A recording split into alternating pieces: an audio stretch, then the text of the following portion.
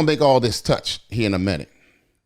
When it comes to have men hit rock bottom. Now, we have a quote from a lady named Dottie. Let's hear it for the boys. Today we hear from Dottie, a woman who says the trouble with men and women relationships is women. And I know that y'all want to get in there and tell us about us men. That's fine. Bring the smoke so we can get better then. Do you think men have hit bottom, Crete? Is there more pookies now, as you call them? I'm going to say this. Us as men have a lot of work to do, and it's constant.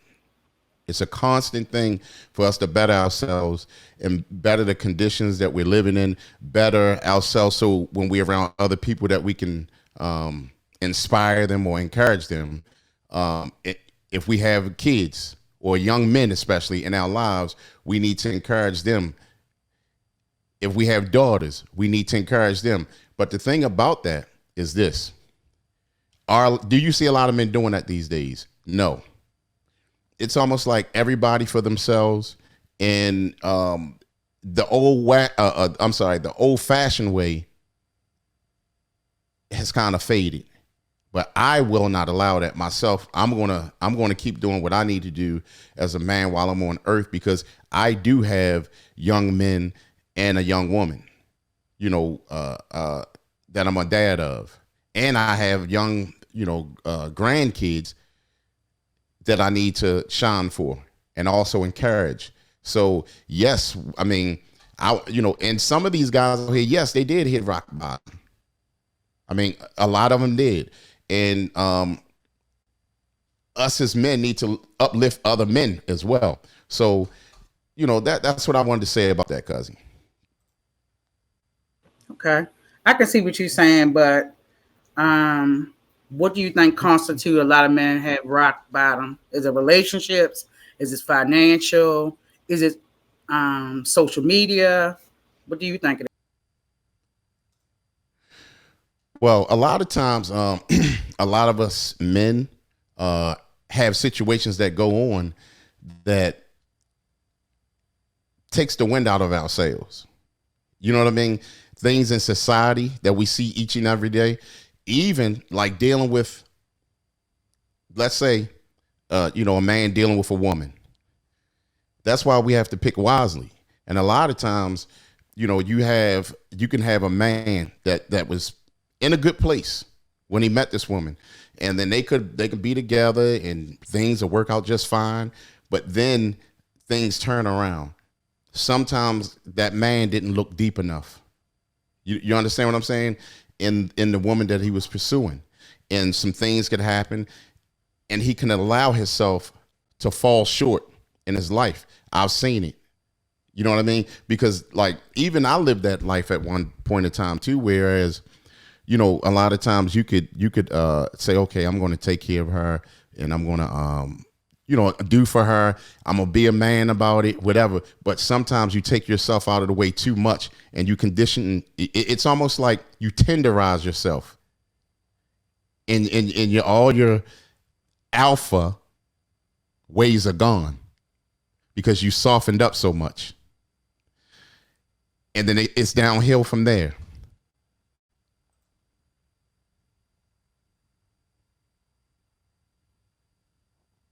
Quiet.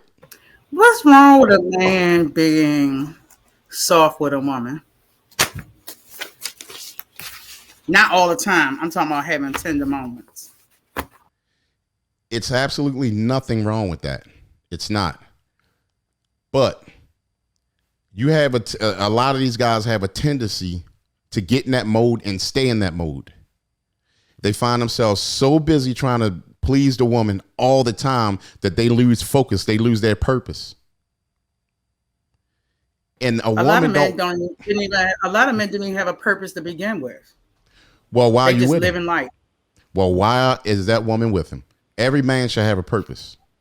Listen, let's be realistic. When I'm gonna use myself, maybe hypothetically.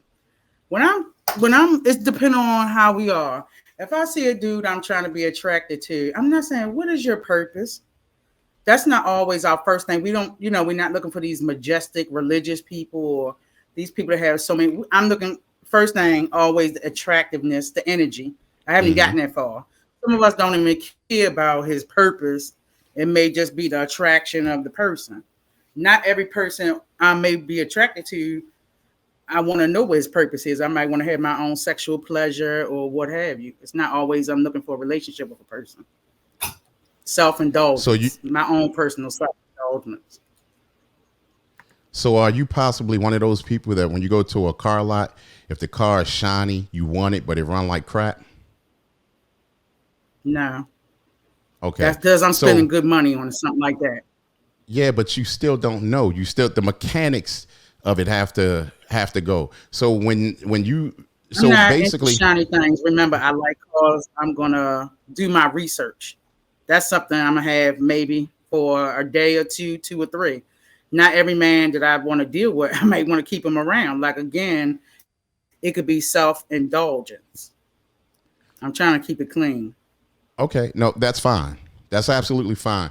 But what I'm saying, you just now say that a lot. Okay, you want to go after the superficial things, and I'm not trying to discredit you or nothing like that in no kind of way.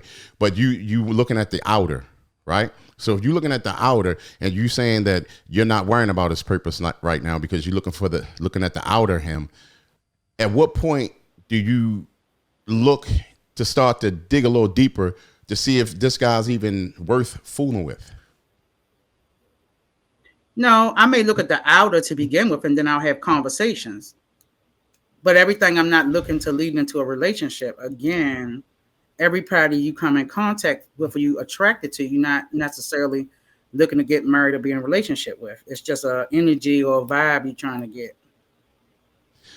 And you know what? I get that, because sometimes some men, I'm sure, could have a certain energy that could turn a woman on. She'll see him, and then if he also has an energy about him, that could be attractive to a woman. Correct? Absolutely. Energy, conversation. It depends on moods. Women change this. I don't like one style of a man. I have different style of man. I don't like one, like, some men say, well, I just like girls with big breasts and booties. No, I have different men that I like. It's the energy of the person. It's not like, oh, I like tall man, short man, skinny man, big man. I like the person. The person. What I might like that person for is just something that triggers that particular feeling I have at the time. Okay. Let's go here. Again, the topic is, have men hit rock bottom? Now, we can't hear you, Cuzzy. We can't hear you, Cuzzy. I was just saying hi to cousin. Hey. Oh, okay. All right. I thought you was there getting it in. So let me ask you a question. If men are hitting rock Yes, bottom, what about women? Are they getting better and better? Like, what's going on? it depends on the person. I can't generalize. I see during the pandemic, I see more women have started businesses, became innovative. They made hobbies into businesses, kept the economy going. If you see social media platforms, when you go to the business section at your local business development center, you had women had more loans, grants, and started more businesses. So why weren't men doing the same thing? Sounds like the feminist movement in action, helping out all the fellers. That's what that is. A lot of women taking up jobs. A lot of women just trying to get bigger than men. That's what that sounds like to me. DJ XL said, no women growing and getting it. They have more opportunities. I agree. That's because they create more opportunities for women. So I'm going to say this. Go ahead, cousin. I Why hear do you you. think they create more opportunities for women, or is it more women getting out here and voicing that they want the opportunity? They're giving women more opportunity. They're just giving it away because back, especially in the black community, they started it to break up black families. They created laws that will affect the black man first, knowing that he will get, they'll be able to break up the black family because they have to take the head away. They take the head of the family away. Guess what that left? Welfare. Well, they're tired of paying welfare now. So you women have to get out there and work. Then you got all these feminist groups now that's getting y'all work. Then we have not the Republicans, the Democrats. Oh, they all for that. They all for helping y'all out. What example of what help he's talking about? We just want to educate the other viewers. What help is he talking about? Drop it in the comments. You know the same help when they want more minorities. They got that same help to say we want more women. And sometimes it's specific, more black women. That's the help I'm talking about. It's all there. We got to have women there.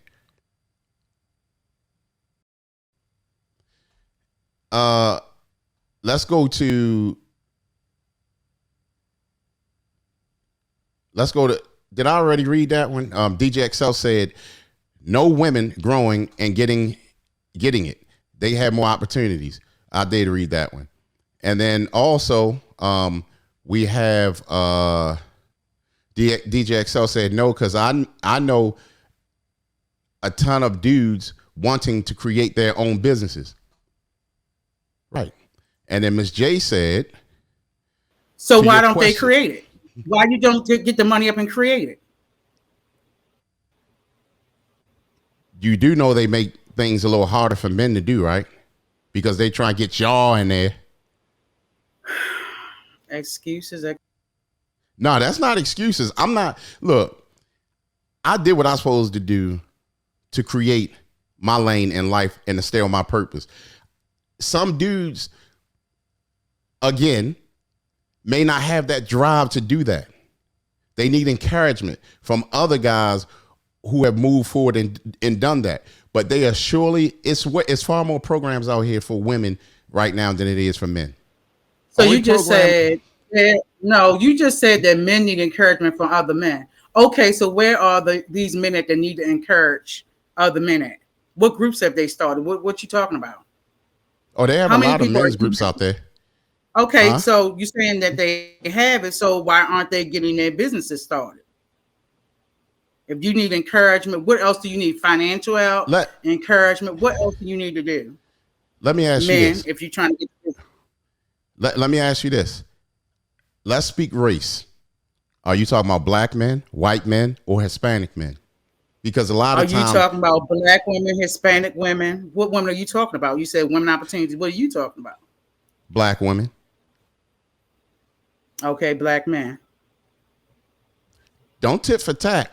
Because it's not tit for tat. When you go to the business development, you have more Hispanic people owning businesses, getting more funding than anybody. Okay. Because you want to know why? Bank of America. The age old of, if you're a foreigner, we will happily give you a grant. More than our people here on our land. That's why you see more Asian stores on the block.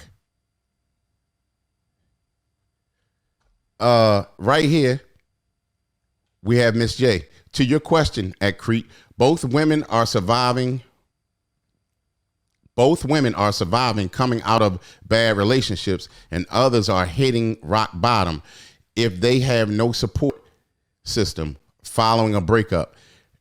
You talking about women having that women are coming out of breakups and having no support system? Is that what you're saying, Ms. J? And DJ XL said that's where all them BBLs came from. Came from where, XL? What are you talking about? And Miss Amelia talking about the PPP loans. Yeah, probably so. And then and sweet Miss Amelia said ditto, sweet Mama G. So if you can elaborate also on that, Miss Amelia, if you can elaborate on that. And also, DJ XL said they make you jump through hoops to get a minimum grant. Yes, they do. Yes, they do.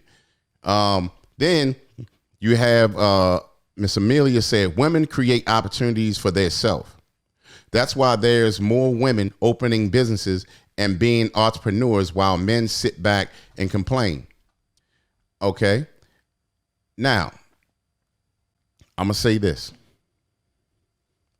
There's a lot of hungry men out here. A lot of hungry men. But especially black men are tired of getting beat around all the time. All the time. And I'm not making excuses for other guys because I want them to get up and do what they're supposed to do. You know what I mean? Because at this point right now, it's a lot of people that don't even want to work. So this is a great time for men to get out there and start their own businesses. At some point, I agree with y'all.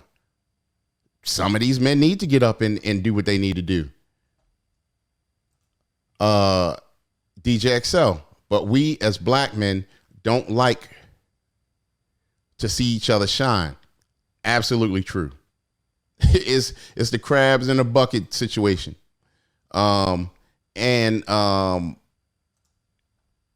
XL said you can be a man and reach out to people who have created businesses and get no help. Yep. And people say you're right, Crete. And we have Miss J at Sweet Mama G. Men need motivation. They also need to be less oppressed. I can agree with that. Because I'm gonna tell y'all, as a man, it is not. It is. I was watching a movie. I don't know if y'all ever saw Straight Out of Brooklyn. It was an old '90s movie, and y'all gonna see an old oppressed man right there, and hit the whole movie. This guy was he was drinking and he had his head down. It was pitiful because the world beat him up so much, beat him up.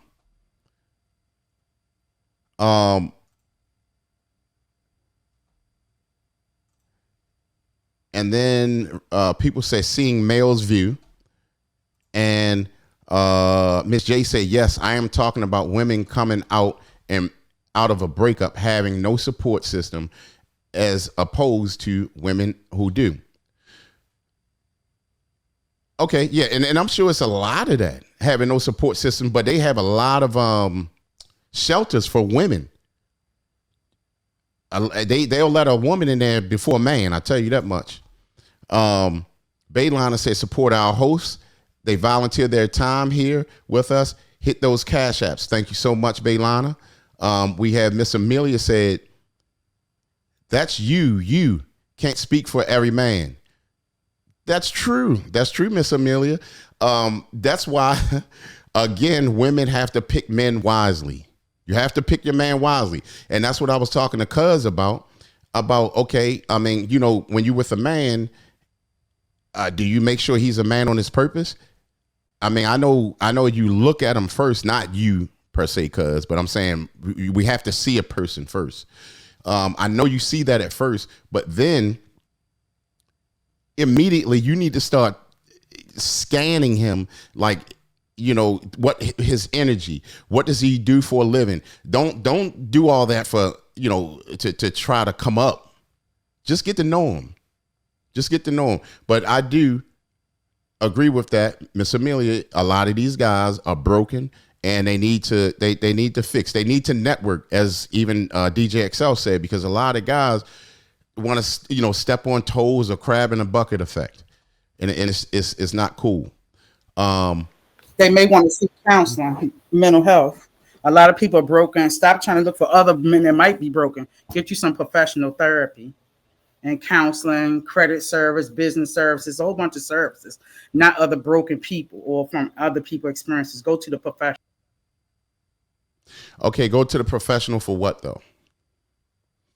If you say men are broken, let's talk about the brokenness professionally. You can always have your men powwow groups and whatever, cigar bar talks. I'm talking about also trying to get the mental health therapy because it could be some trauma that they need medical support with.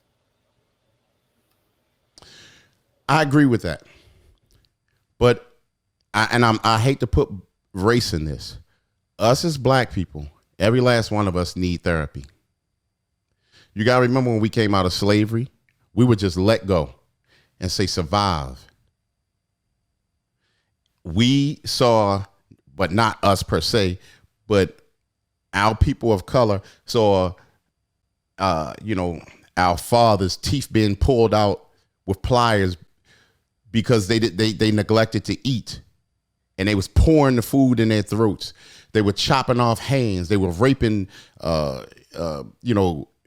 people's wives, and that stuff is generational, and we still get beat up to this day. So you gotta you gotta know how to play the field and also keep inspiring yourself each and every day.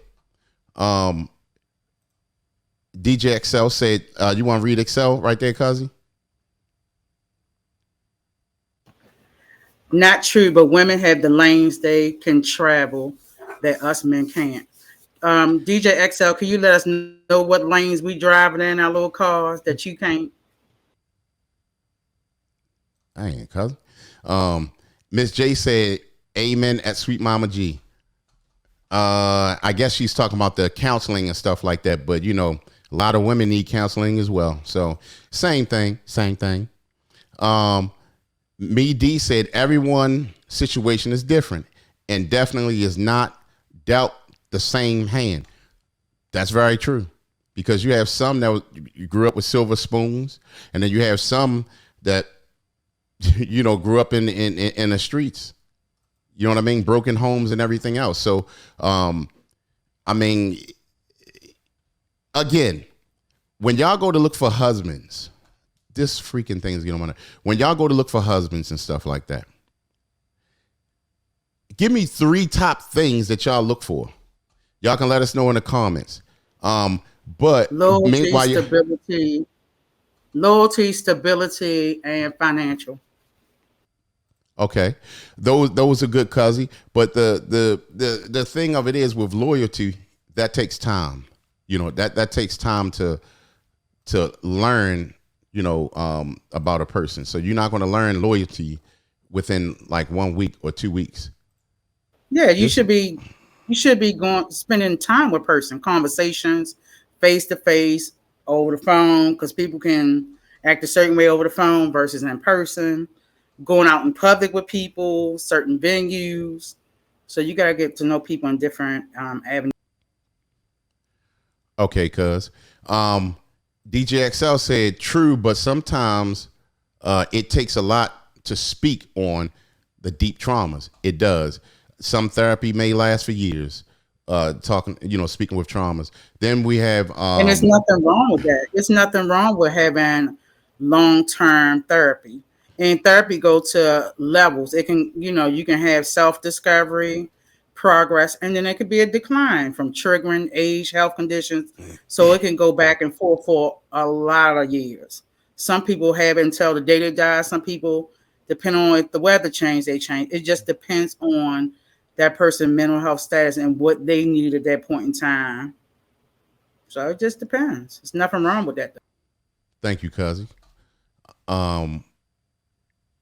Okay, and then DJ XL said it's not just black people who need therapy. Certainly isn't.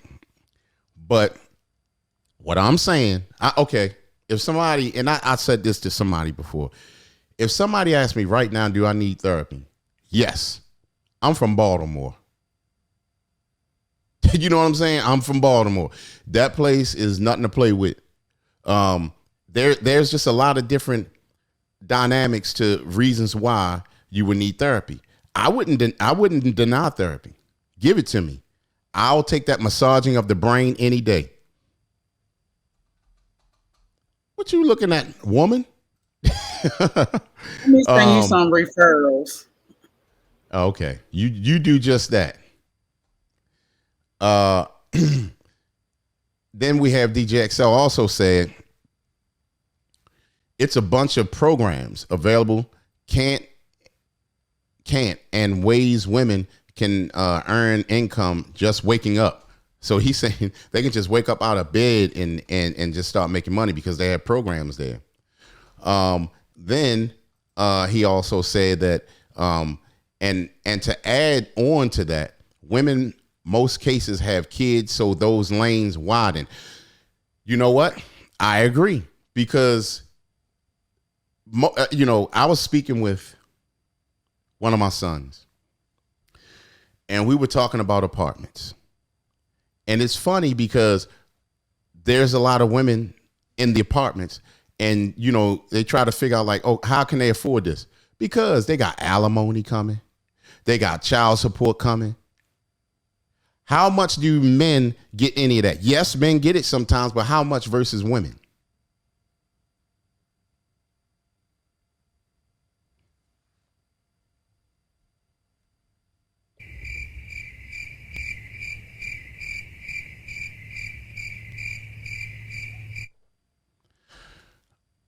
All right. Also, and then me D said to Excel, so true. And Miss Amelia said, I totally agree with you. We should all see some type of therapy. Yes. And I'm not denying it. A lot of us, just you think, if we get therapy, we gonna look at it as we crazy. No, but you'll go get a body massage, but you won't go get a mind massage. Huh. That's crazy. Bayline also said, but you said, give me therapy. Why wouldn't you seek it on your own? Oh, me, I've had therapy before, and I'm going to go back for the therapy. I have no problem with that. Hey, what's up, big sis? Just popping in the building. Big sis Leslie, how are you? And then we have DJ Excel also said 2 words, OnlyFans. Yep. That's mostly women. We have Baylina said, hey, Miss Leslie. And okay. Oh, we had Simply 10 Art in the building, another weekly supporter. Thank you for coming through. And she says single, unattached stability. Are you, I think I say, maybe that was to what I said, 3 different things: single, unattached, stability. Okay. All right. Unfortunately, there's no such thing of stability, but I get it. I get what you're saying, but it's no such thing as stability though. And we have DJ XL said Baltimore been in the top 10 most dangerous cities for almost 20 years. Amen. You would need therapy coming up out of there. Okay, let me make sure. But thank you, Simply 10, for that. And then, I mean, what was those ones that you said? You said something, Mama. You said in reference to the men. Yes. What do you look for? You said you're 3. Y'all know I'm getting old. I said loyalty, finance. What was the third one, y'all? Amen. Shut up, Crete. I'm getting old. Shut up, Crete. You know about that. I can't remember. Well, anyway, I'm getting close. Yeah, what y'all call that stuff for the mind? I forgot what it is. I'm gonna have to get Cuzzo some of that. So Ginkgo Galoba, or whatever that is. We got Southside Doughboy in the building, another one of our hosts from the channel. What up, Southside? Miss J said peaceful, intelligent, and kind. By the way, we had 3 different women say that, and all of y'all said some good stuff. I mean, sir, when all of y'all, thank you, Sweet Mama G, thank you, Miss J, and thank you, Simply 10. These are things that take in and add it to their arsenal for them to work on because, again, have been high bottom. And these are things that get out of that. So each thing that y'all say can help, definitely. Because sometimes us as men could get lost and women can get lost. So y'all telling us that helps. That helps men. All right. Another thing is, okay. We're gonna take it here. We're gonna take it here. I'm just a messenger. I'm just a messenger. We're going to go with facts about when men get older, though. Even though... Here we go.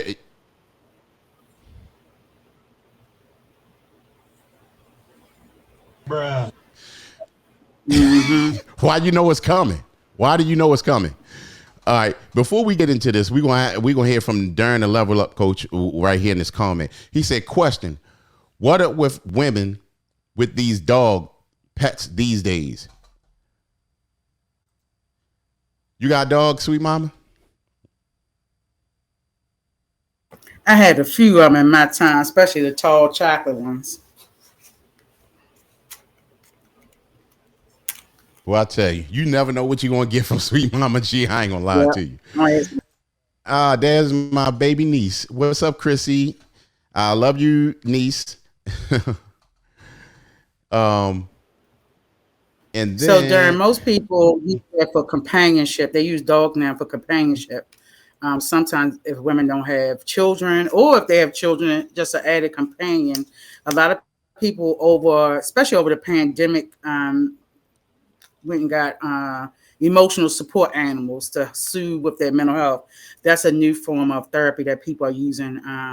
Besides the art, the music therapy, they're using animals because they also taking animals into like senior communities and stuff like that, to for calming mechanisms, to so they won't feel so lonely or afraid. A lot of people are afraid to live alone and they don't have people to live with them, so they kind of use the dog as a sensory thing to sense if people come in the house or if they're ailing or sick.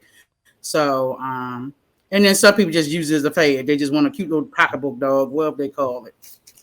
So basically, what she's saying, Darren, is like service dog when it goes out to to these places. But then you have women that just, I mean, y'all heard the term "buy a dog, die alone" from another great podcaster or YouTuber that had passed away. He was that guy, Kevin Samuels, and that's true. That's very true. A lot of women just go get their dog and they be just fine, kissing the dog and all of those stuff. We got DJ XL say 3 things: logical thinking, business minded, and large breasts. Oh boy. So okay. And said it's control. I'm not sure what that's about, but we have Miss J. Oh, he's talking about that's why women get the dogs, because they can control the dogs. Well, that, and they get younger men until the younger men get tired of them, which would be pretty quick. And then they go to a girl back their age. So you'd be better off probably getting a dog. You mean a man their age, not a girl? A man? What age you talking about? You said they want. You said they go for younger men, then they go back to women. No, I was talking about younger men that end up going back to women their age. Oh, okay. Okay. Yeah. So Miss J said, at Darren, the Level Up coach, that is good. That is a good question. I don't have a dog, but a lot of women do. And that's what it's for. That's companionship. That's their little 4-legged boyfriends. They can do it all. Their cuddle buddy. I mean, all that stuff. And I saw. Oh, I thought I missed a.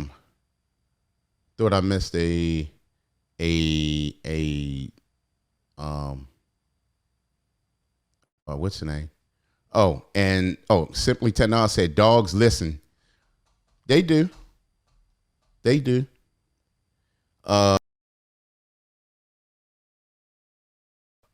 Miss J also said at DJ Excel, so sorry, I'm taken. Oh, I didn't even. And laugh out loud, I got you at Miss J. Sweet mama, you gonna have to help me keep up with these comments. They're not coming in right. They're all over the place. Yeah, I'm trying to maintain it, If you y'all. look on one side and then you look at the little pink side, like in front of you, it's like different. Right. And DJ Excel said something right here, which is actually very true. He said, if the dog ain't trained, then the dog ain't gonna listen. You know what I'm saying? So, and that's Big Sister said, hey, Bayliner. Okay, so now, sweet mama, cousin, let me give y'all some facts about men, and don't hurt the messenger. Don't hurt the messenger. Come on with these facts. Come on. Okay. All right. So the facts is, as a guy gets older, his market value increases. As a girl ages, her market value decreases, and often fairly rapidly.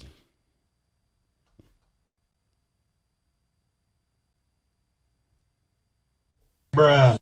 Where you at, cuzzy? Where you at, honey? Where you at, half a honey? Where you at, half a honey, cousin? I'm right here. Do I need to read it again? Tonight. I told you out here advertising your muscles and your little Friday night haircut. No. That's it's not. No, I'm not, cuzzy.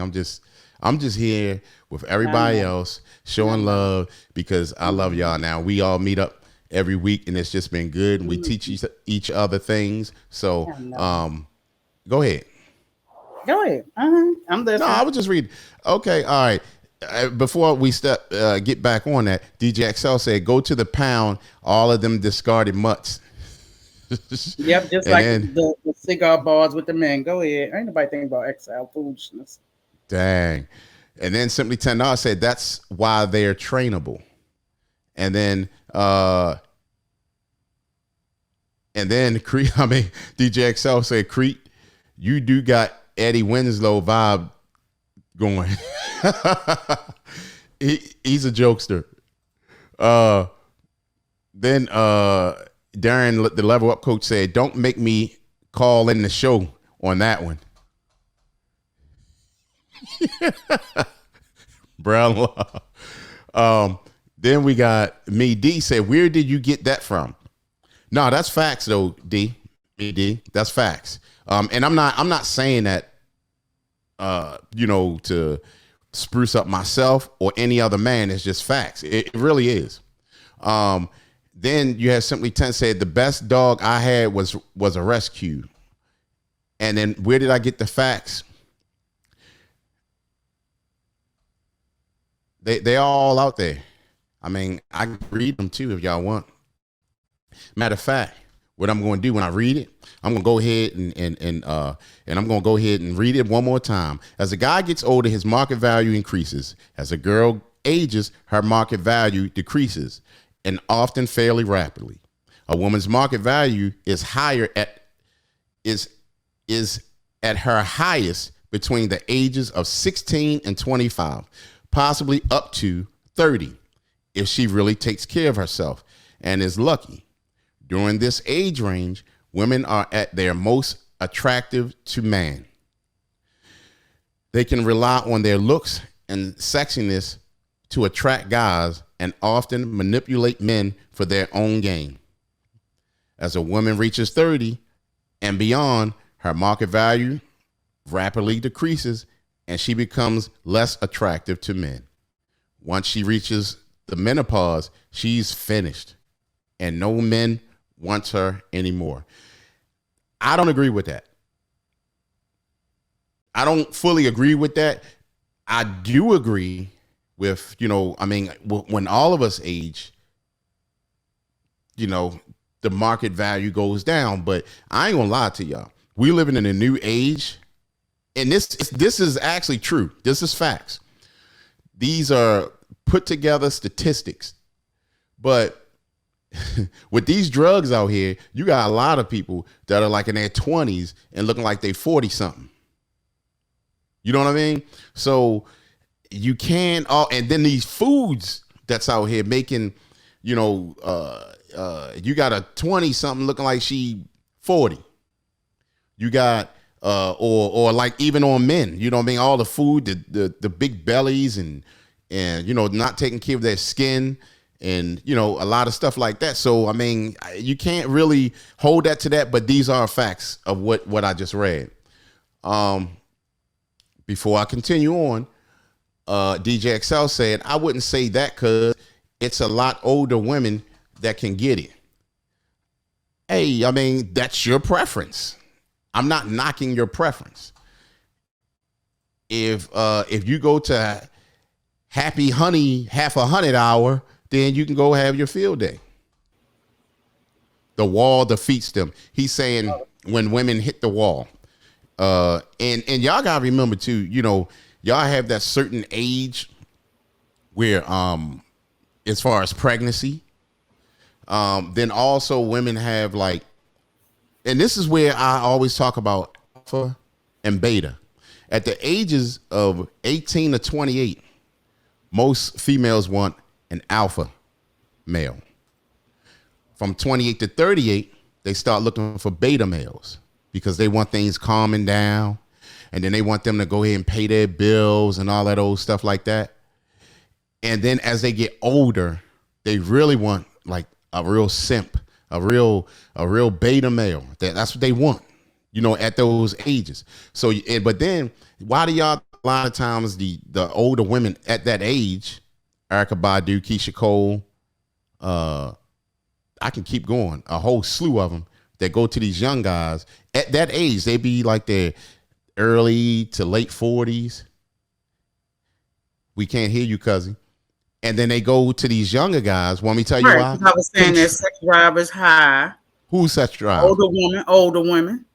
Okay. So then what? Younger man, because a man typically our age group starts getting what we talked about, those shot enhancements, low self-esteem, depression. So they start to go downhill. So that's why some of the older women go towards the younger men. No, it'd be control mostly. That could be it. But guess what? As I told you, most young men, if you were 20 something in the 90s, 20 something now is nowhere near that 20-year-old then because of the foods, the drugs. So what are they going to? They're not. It's not like it's a come up, when they go to these younger guys like that. And then, I mean, it's unfortunate. You want to read Miss J? Miss J. Crete, your research seems skewed. I would be curious what sample was used for this research. Women value tends to go up with age, investments, education, etc. All right, I'll tell you what. Let me give you something. The research was on point, Miss J. I'm sorry, because you got to think. Let's say investments, age investments, education. Guys are not worrying about that.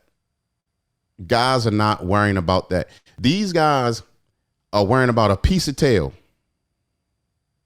They're not worrying about the woman's investments. If you're talking monetarily, they're not worrying about how much she make. Some of the little betas are because they want you to take care of them, but usually the women actually end up getting them so that they can take care of them. But if you're a woman that makes money, then of course they're going to come after you. But you don't hear dudes walking around here talking about, they typically want younger women, because younger women, just like you were just saying, Sweet Mama G, they still have the spunk.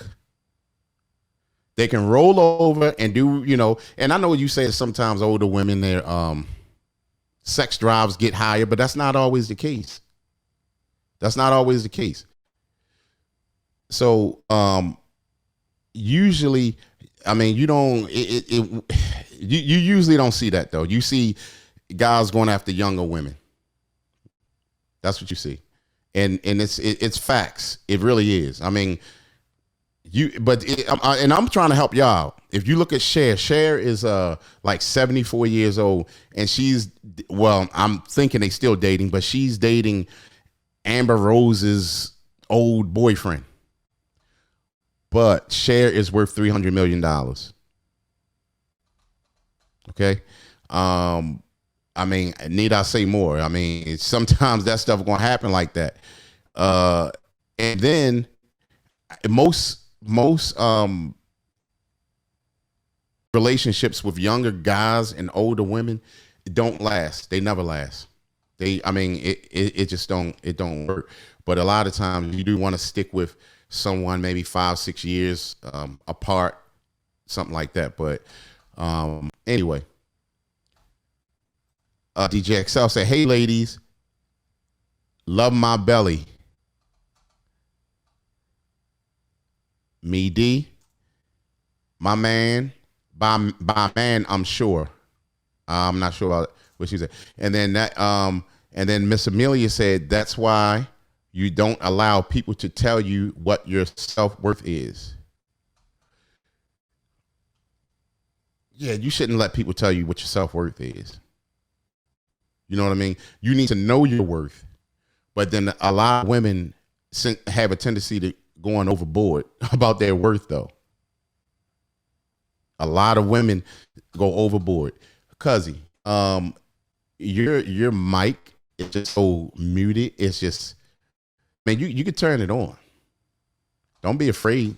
You can come off the fly. I'm good. DJ XL, see, we can't even hear you. Go ahead. Say it again. Can you hear me? I just unmuted you just now. Go ahead. So you can hear me.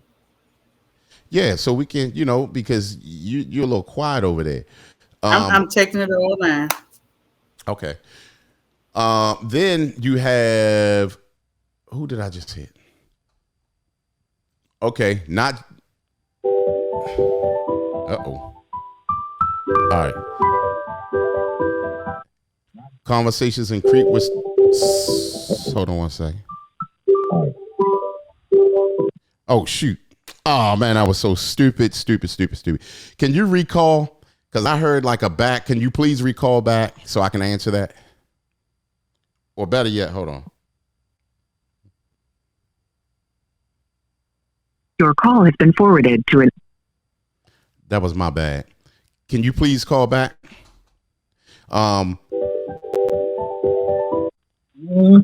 Conversations in Crete with Sweet Mama G. I apologize for that. Who may we ask who's calling? That's okay. This is Miss J. Hey, Miss J, how are you?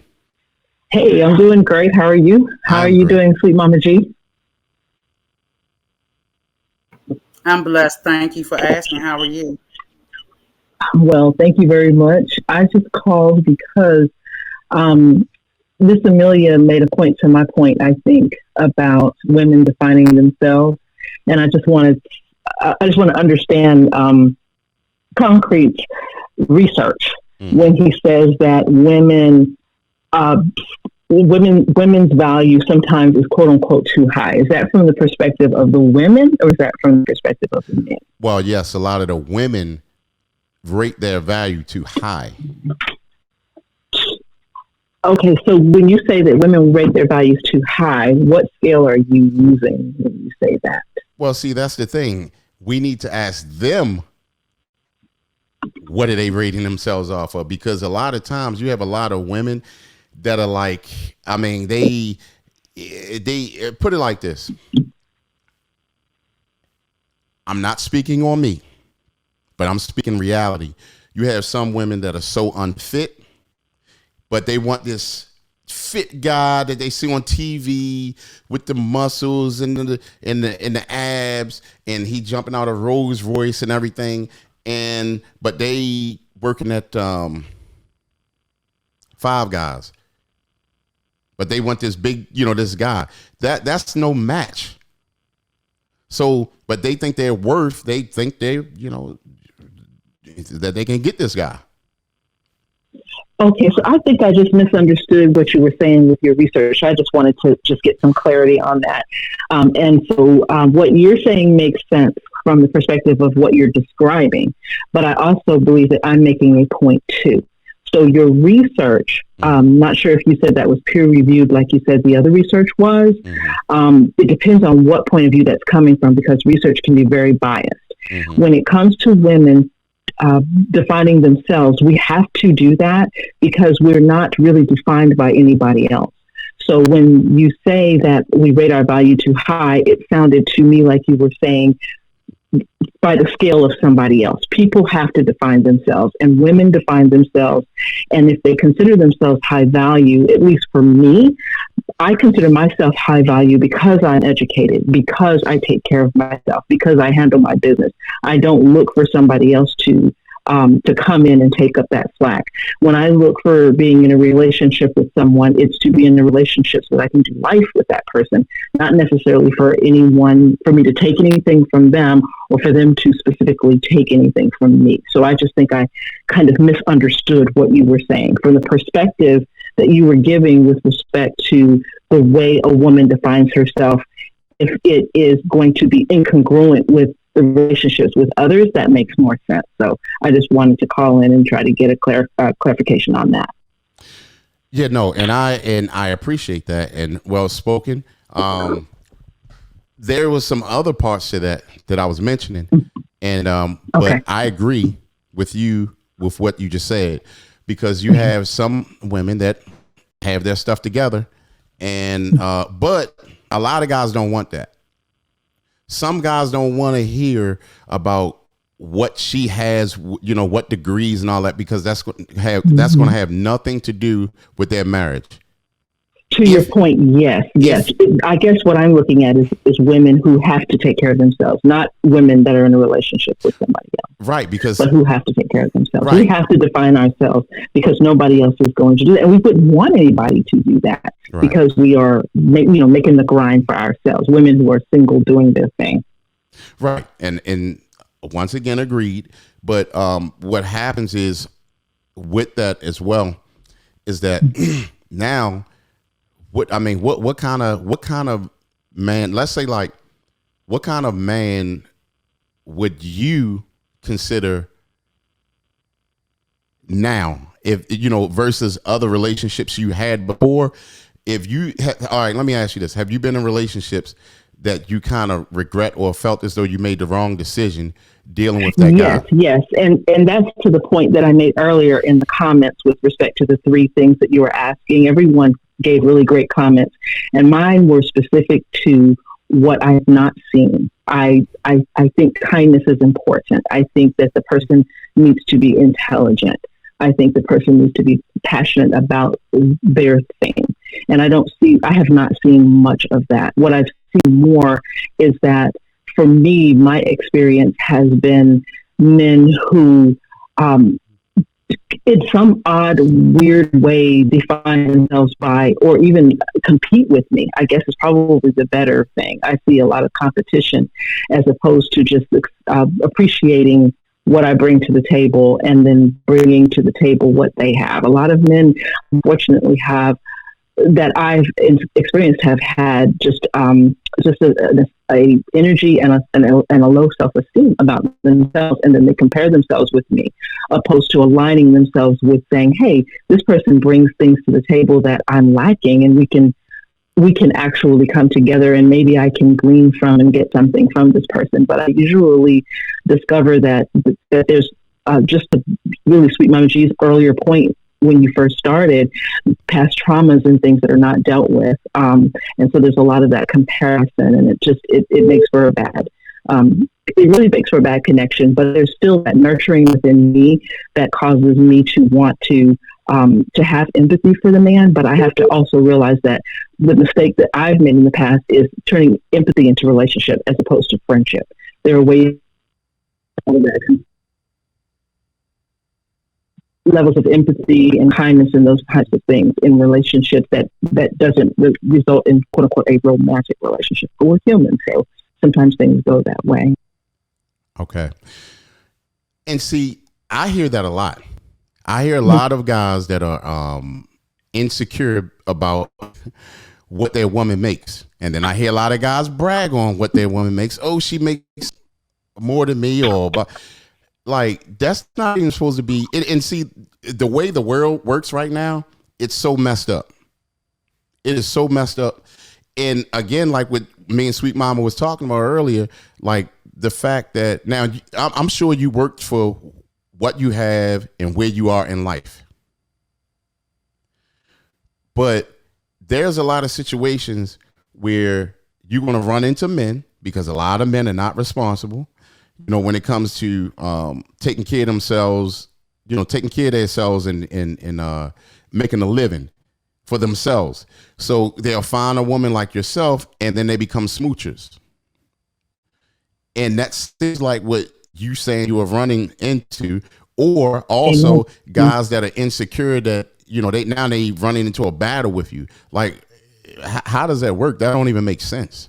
It doesn't work. And you also made a good point earlier too about it's not necessarily 100% younger men, older women. I think there might be some success stories there, but the norm is usually the other way around. Men are older than the women. And so when you are engaging in relationship where the men are younger, the times that it doesn't really work is when the man is insecure, when the man doesn't believe that he has what he really needs to bring to the table, but he's attracted by the things that the woman has to offer. And so he sticks around for those types of things. And I believe I mentioned that on a previous podcast in an experience that I had. So you're right. The competition level is a level of immaturity, I think, that happens in relationships.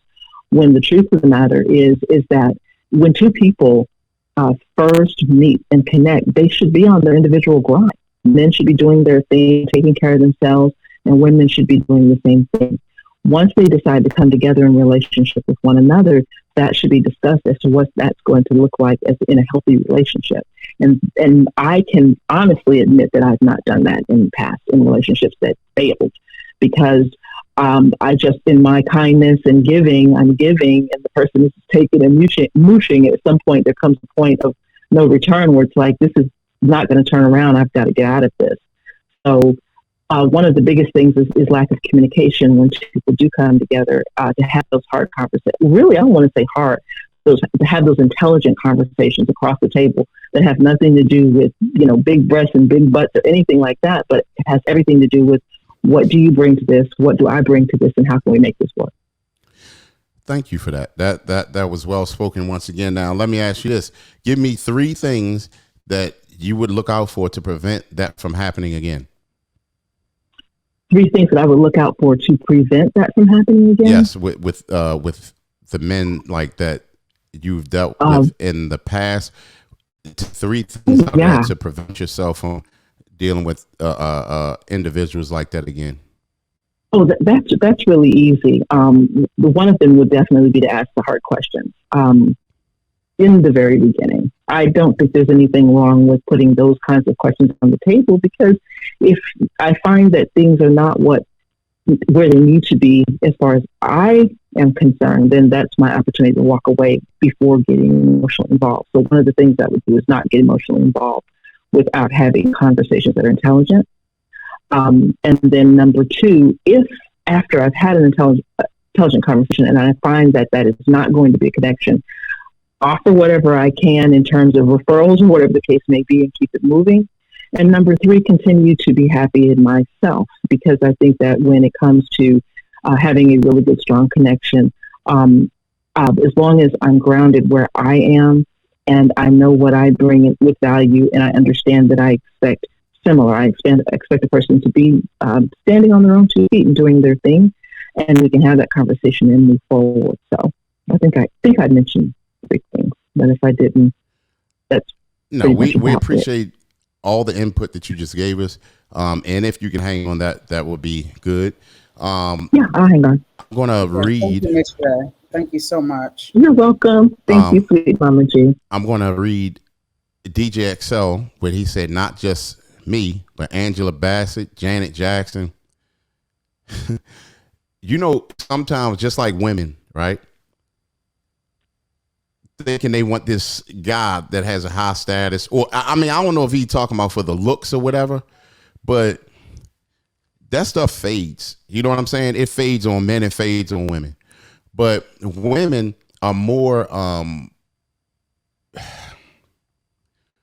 oh man, it's a word I'm looking for. But let's just say every time I try to explain this, but more technical. You guys have more wires than us, more complicated.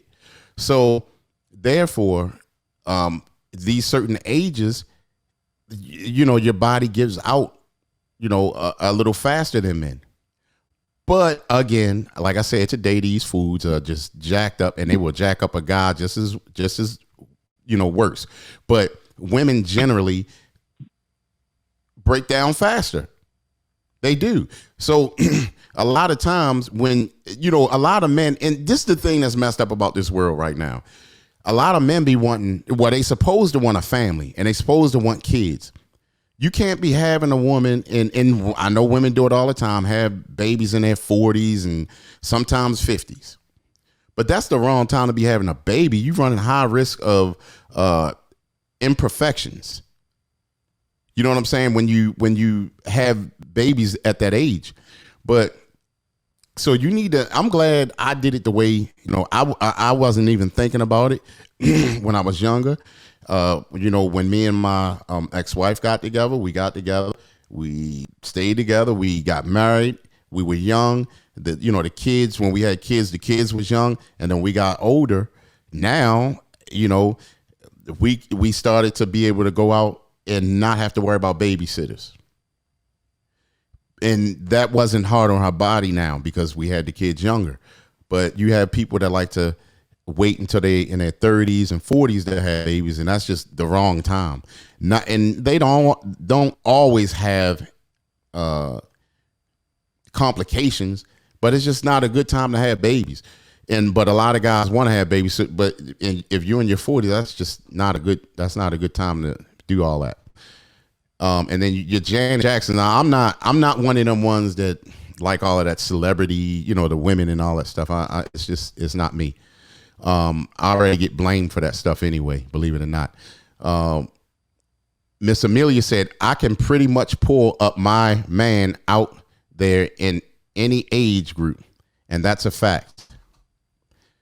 Okay. And then DJ XL said, it was something that you said earlier in reference to, it was, okay, DJ XL said this. He said that, but what's considered an alpha male? We never established that.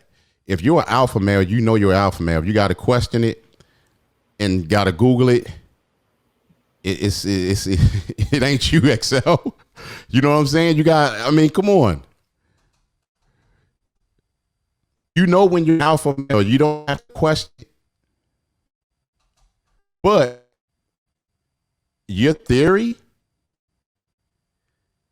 you do think like an alpha male when you talk. And you very may well be that, but you shouldn't have to question it. You should know it. You should, and you seem to be a man on your purpose. I mean, you constantly you're doing whatever. I mean, I'm talking about whatever. I know what you do for a living. You out there doing your shows and stuff. You're on your purpose, and you're not gonna let nobody take you from that. But you also shouldn't have to question it. Definitely shouldn't have to question that. So I think a lot of men need to find out what an alpha male is, what a beta male is. I don't care if people getting tired of hearing it. Get used to it, because that's going to make most men better. Y'all don't understand. If they find out what they need to be, if they find out what they are and what they need to be, and if they get to that, then that's good. Then that's more better men for you guys. If somebody's worrying about that, I think we have Darren on the line. Or maybe not. Okay. Baylana said, I'm looking for his personality first, stability, and compatibility. That's good. That's some good. That's some good choice of It attributes is. for a man. That's true. That's true. But remember, ladies, there's no such thing as stability. Ask COVID. No such thing. I don't care if somebody, y'all remember back in the day when people used to work and they was like, he was at that job for 50 years. Well, those people that was there for 50 years, they just got traded in for AI, artificial intelligence, or they just got traded in for younger people that they can pay less, that had those stable jobs. It don't work like that no more. There's no such thing as stability.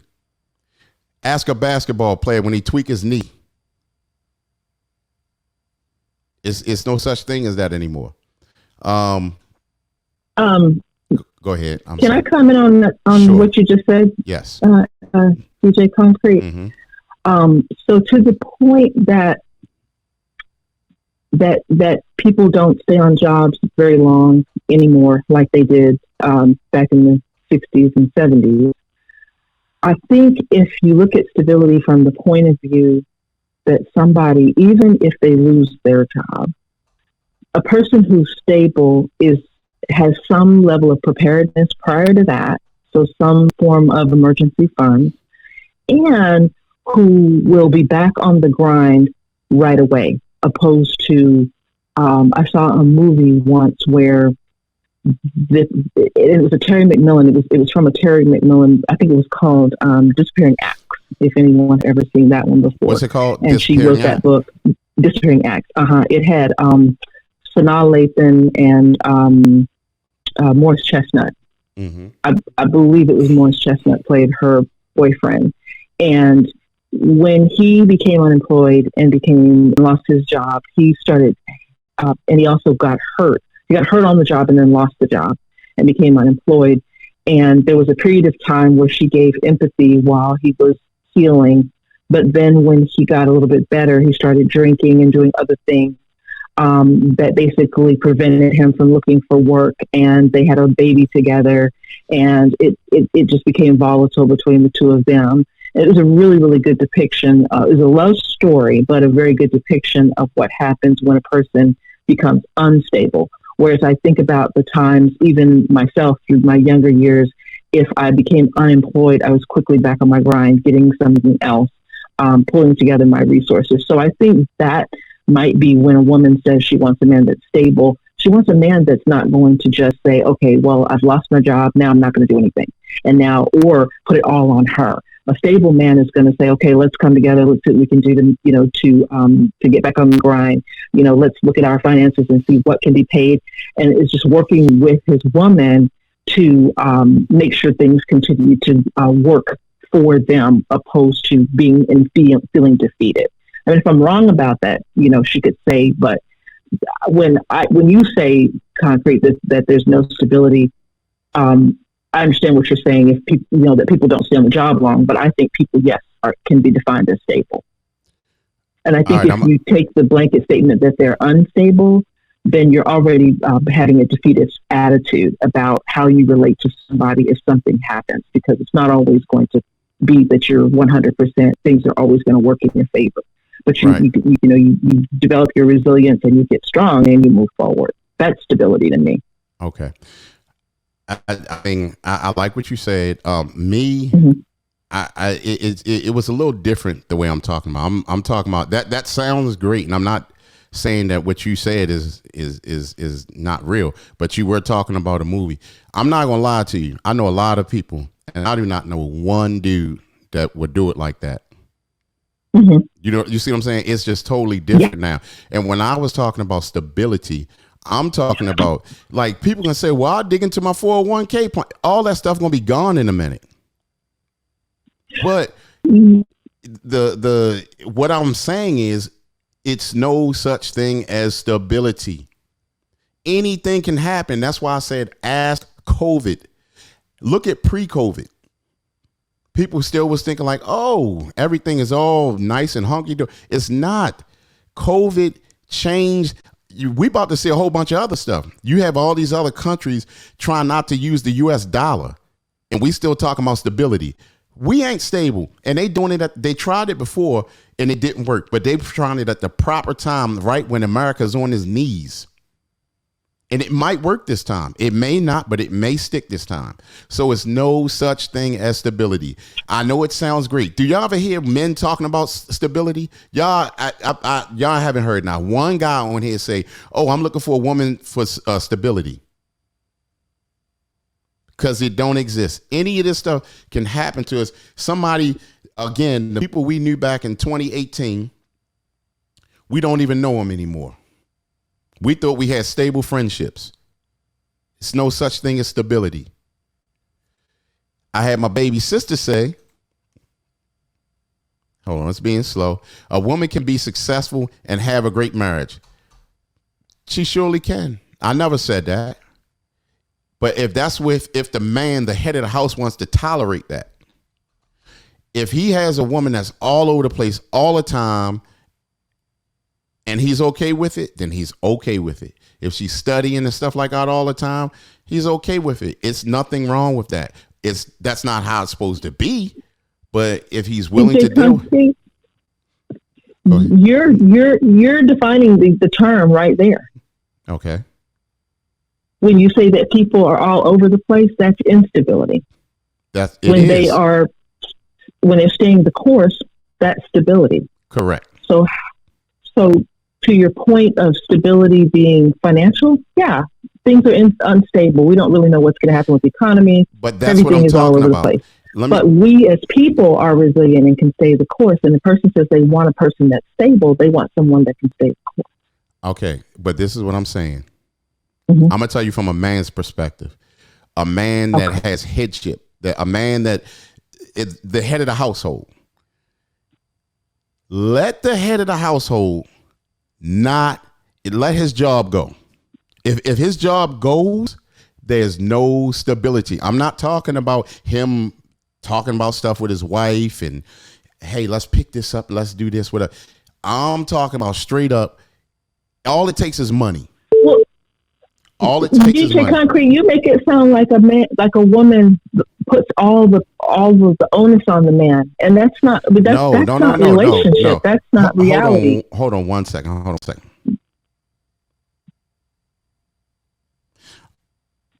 I'm sorry. Go ahead. It is okay. Yeah. I'm sorry. Go ahead, Miss J. Yeah. I think that can't be reality. I have a friend who was a single mom. Mm-hmm. She had 3 boys. Mm-hmm. They were a year. Each of the boys was a year apart. Mm-hmm. She was 26 years old when she became single because her husband died unexpectedly. They were a young couple, just getting started. When I met her children were all grown men, married with children. But she had a conversation with me about her experience of how she said, I'm not quite sure why God allowed this to happen to me so young. I did not expect it. We were stable. He was stable. So yeah, mm-hmm.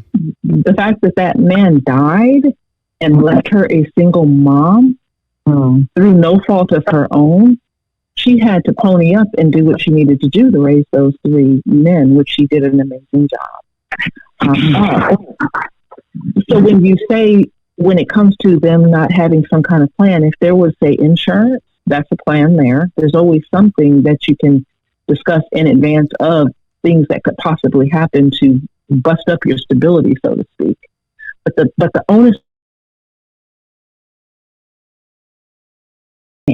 And if a man puts that much pressure on himself, then I think that he's doing him a service. That's why God gave him a helper, so that he doesn't have to have all of the pressure on him. It's admirable that a man wants to do all of that, and it's admirable that there are men who can. But let's just face it, we are in times where we need to pull together.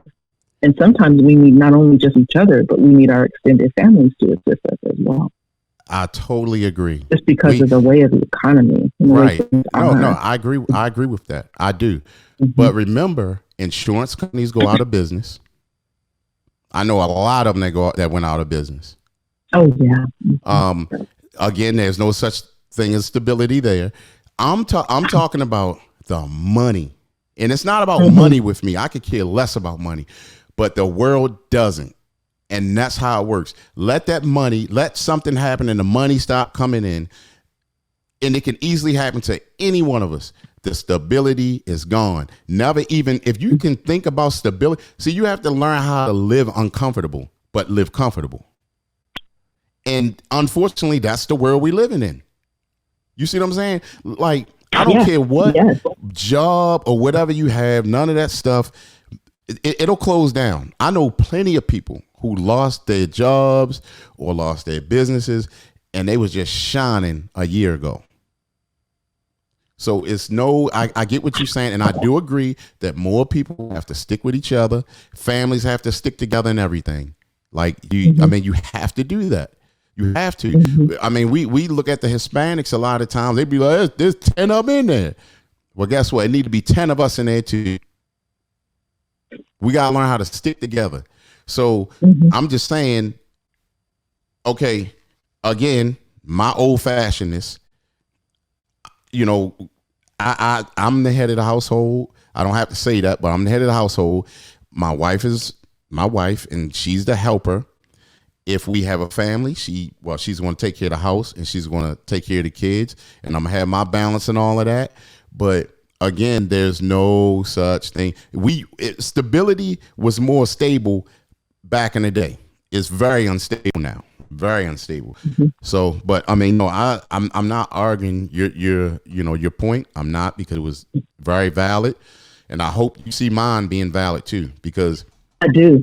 That's why I wanted to just understand your point, and I totally get it with respect to financial stability is almost like it's an oxymoron these days. I'm gonna say something else that you said too. You said that also maybe that this was through baseline of saying that a man maybe mentally, I mean not mentally, but say for instance, if something happens to him, that he has the capacity to humble himself and talk to his wife, and they can work it out and get some more stability together, right?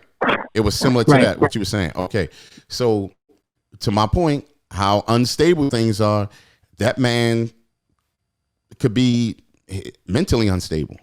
He could have been more of a stable person when he was in his early 20s, but then now he's 40 something, and that's how that happens as they get older. If there's underlying or hidden things mentally that happen, and it starts to grow more when they get in their 40s, that's unstable. In his 30s, he was doing really well. He was working, he was bringing in the money, whatever. Things just changed, but I don't want nobody to live in fear. None of y'all, not me. I don't want to live in fear.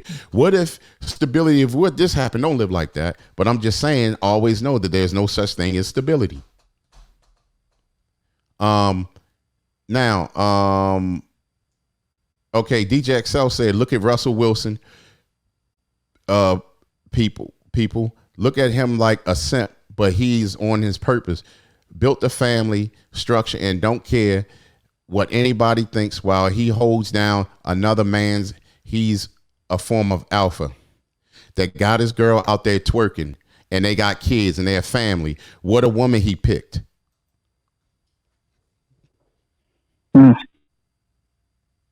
What an alpha.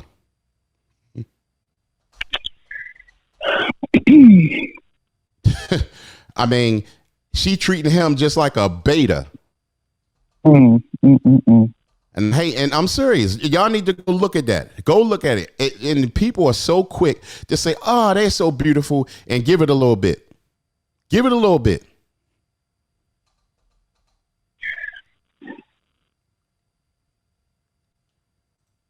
And Simply 10 Art said, and he's not supposed to ask because he's an alpha, right? I have no idea what you're talking about. What I'm saying is, if you're alpha, you know what you are. And I'm not saying that XL is not an alpha. If you ask me, so far, no. But I said if you have to ask, you know what I mean? But I'm sure he'll look it up. And then Miss Amelia said, thanks, Miss J. But yeah, this is Women's Night. I disagree that this is Women's Night. We're talking about have men hit rock bottom. So could you explain this is Women's Night, sir? Well, the reason why I'm saying it's Women Night, I strategically picked that topic. There are men and women on the panel. So why is it Women's Night? Because of the topic. Have men hit rock bottom? Topic is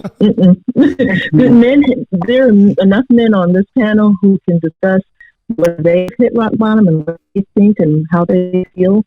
Are you saying that women are just being more vocal tonight? No. I'm gonna say with just what you said. Yeah, there are more men on here. Just say where they at though.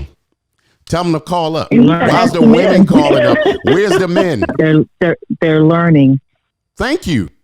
And you're right. Who else is on the phone? Yes, this is me, D. I'm just waiting to have my turn. Oh, hi, yes, I'm sorry. Hello, how you doing? All right. I mean, but whoever just said that's the truth. They must be learning, and that's okay. And that's why we're here. We learn from one another. Go ahead. Who? Go ahead. Are you talking to me? No, I think. Did you want to say something, Midi? I did. So I was only calling in to say I understand both versions of what you're saying when y'all talked about stability and Miss J's. I experienced them both. And so that's why I said I can agree about the stability situation from your side, Concrete, and from Miss J, because I sort of been in a situation and I know another person that's been in that same situation. And it was unease for the woman to have to experience that, for the male to have fallen. And a lot of this did happen during the pandemic. Unforeseen situations did occur where the whole family was involved in the business and the business fell. So there was some unrest. It was very troubling for that particular family. And when the whole family is involved in the business, so there was nothing else to fall back on because they all put their time and their effort in the business.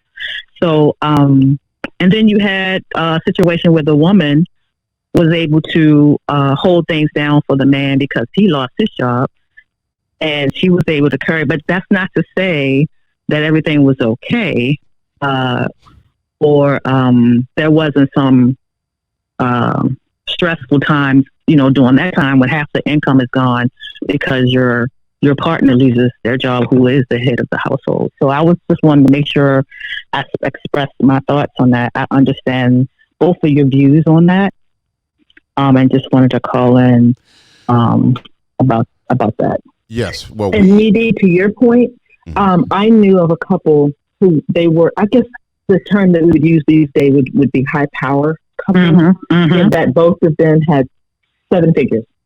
And both of them lost their jobs, not during the pandemic, but this was years ago. And I remember, and how I discovered that was actually, I was at a women's retreat, and the woman, it was so sad because I didn't know about her situation until she basically spoke on it. And it was one of those shockers for me because it was like, wow, I don't know what that's like, to be in a high power situation, you and your spouse, and both of you lose your jobs. And so they were literally had hit. You asked the question, DJ Concrete, have men hit rock bottom? Sometimes families hit rock bottom. Absolutely. This is not just ladies' night, this is family night. And this is devastating for them because they had investments, they had mortgages, they had, additional properties and things of that nature, and they couldn't afford it because they had lost both of them. It was to the point that I know that you have a traditional mindset that the man carries and holds everything. Sometimes you have power couples where their relationship is that both of them are grinding and doing something together as a empire, and that can fall. Thank you for making my point. There's no such thing as stability. I mean, but I do you're agree. Saying financial stability, yes, but somebody earlier in the comments said that they're looking for stability in the man. Right. And I can imagine maybe that's mental stability, maybe that's, willingness to get out there and grind. I'm talking about all of that. I'm talking about all of that from a man. Let finances get in the middle of that. He's going to become financially unstable, and he's going to become mentally unstable. There's a great chance of that. Trust me. So, I mean, everything that you said, Miss J, was correct from a different standpoint. Everything I said was correct from a standpoint that nobody wants to see. You see what I'm saying? Of course, nobody wants to lose their stability. Nobody. I could easily sit here and soothe y'all ears and tell y'all exactly what y'all want to hear, but I'm just telling you the real. You just told us the real too, but it's different. I'm telling you from a man's standpoint, a real man is going to want to come up and do what he's supposed to do for himself and then for his family, for his wife and for his kids. He's going to want to do all of that. But when, and a woman's going to want to support her man when he can't. Absolutely. And a man needs to humble himself and not be, so full of pride and let his woman do that. And you know what? I learned that at a younger age. You're right. I mean, it doesn't always have to mean certain things like let's say if he don't want her to work. That's one thing that he needed to discuss in the beginning with her. But then let's say if she does work, he's going to have to be all right with that. I mean, I don't really see no big deal with that, but if she's going to be my wife, we're going to be running a traditional family, period.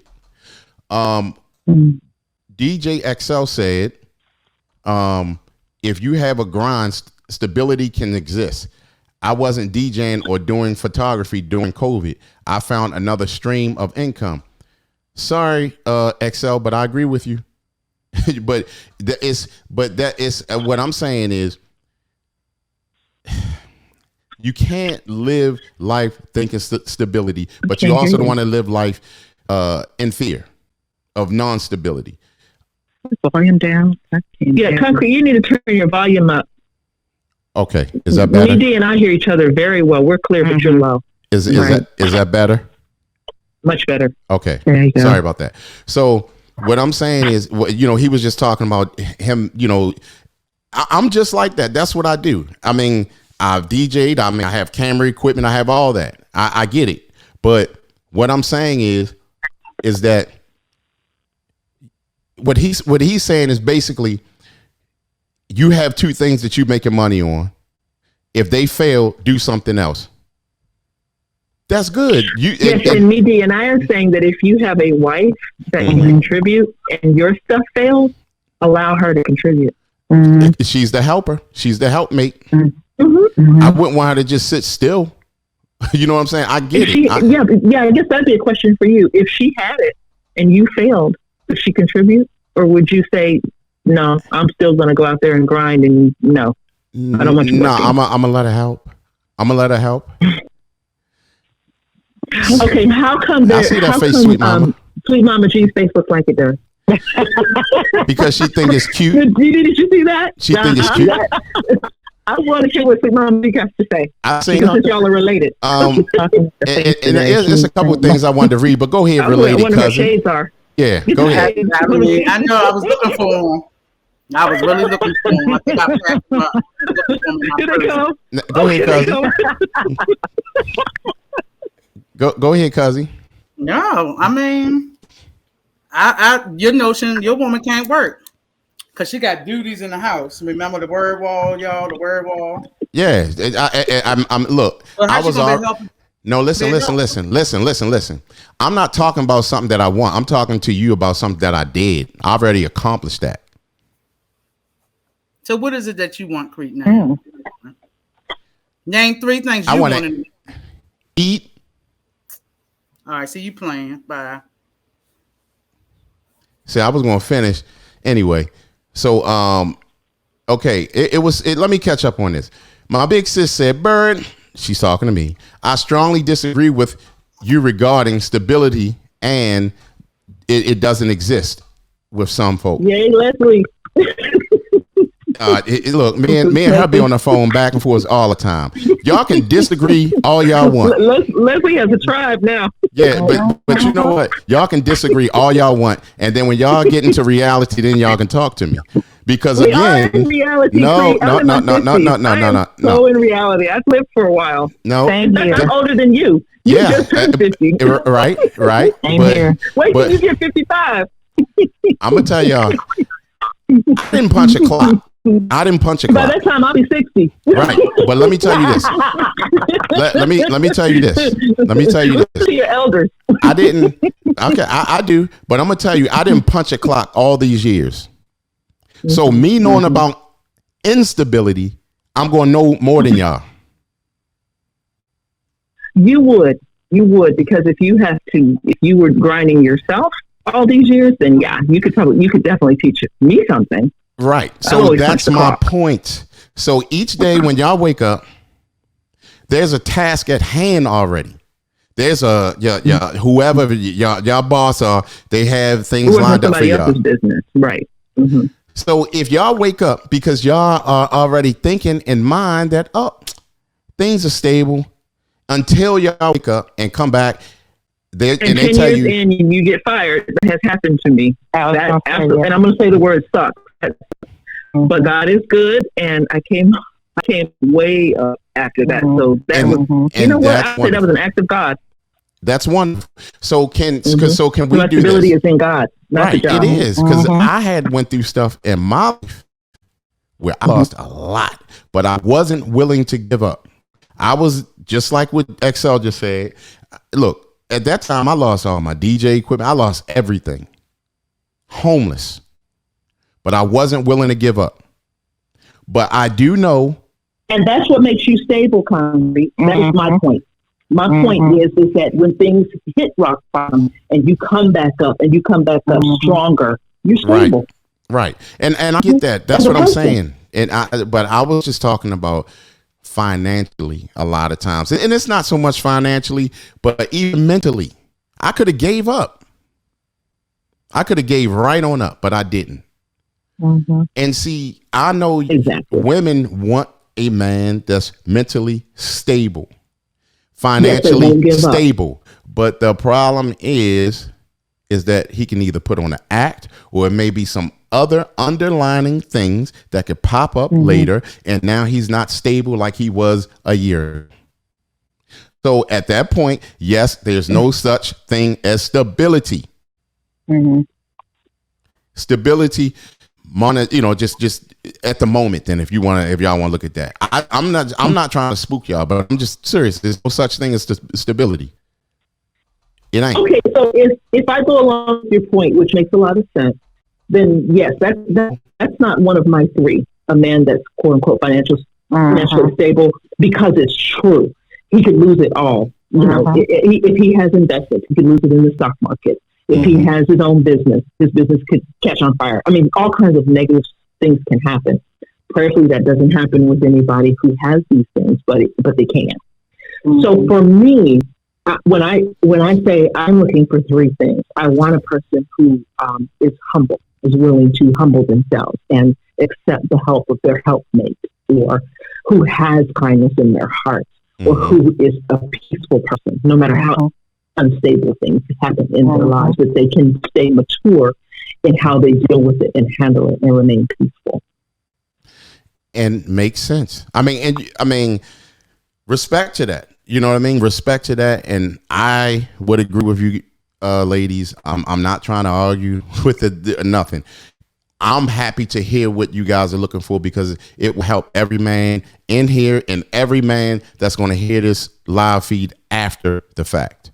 You understand what I'm saying? Well, you can shake your head, cuzzy, but you ain't talking. I'm glad you said that, Concrete, because it's going to bring a point to my next statement I'm going to make.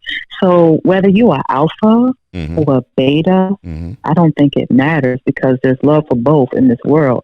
But I don't think one is better than the other. I just think that, some personalities fit the beta. Some women like a beta. Some personalities, is attracted to the alpha, and they're going to get alpha. But to say that one's beta better lover than the other, I don't, I'm just speaking from a neutral position. No. And I respect that. I do. I have to agree with Needy on that too. With respect to, everybody is not going to have alpha mindset. There is a variety. When you say everybody, are you talking about the woman or the man? The world. I'm talking the world. Yeah. We can't make blanket statements. Yeah, but because most of the time we're only doing it. We're doing it with bias. See, when we come from our own perspective, that's our bias, and we have a right to have our bias, but we need to respect the fact that others have their own bias as well. But let me say this: let's not forget this, ladies. Let's not forget this, ladies. Let's not forget this. Remember what I said earlier, and these are facts. 18 to 28, females tend to like to have that alphas. Comes from a bias, Concrete. No, it does not. That is let me say this. Let me say this. Let me say this. Let me say this. That would completely counter your research. I agree. Okay, you do so. You do it. You do it. Pull it up. That's a challenge, and I will do it. And you need to also keep in mind too that peer reviewed all research has bias. Let me ask you this. Let me in the mental health. I ain't asking her now because she be tripping.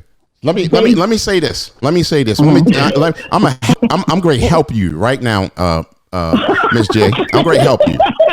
Remember those guys that you was just and this is not no whatever Googling or nothing. You said it earlier. You said peer-reviewed research is not Googled or Wikipedia. Okay, let me say this. Let me say this. Peer-reviewed research has everything to do with the research in psychology, which is what you're bringing up. And when you mentioned it the first time, I was very impressed, but you didn't mention that this was peer-reviewed. You have to be able to peer-review the research in order for the research to be valid. There's a thing called validity and reliability in research. Right, and that's what I'm getting to. And that's what I'm getting drop to. This knowledge like I'm doing.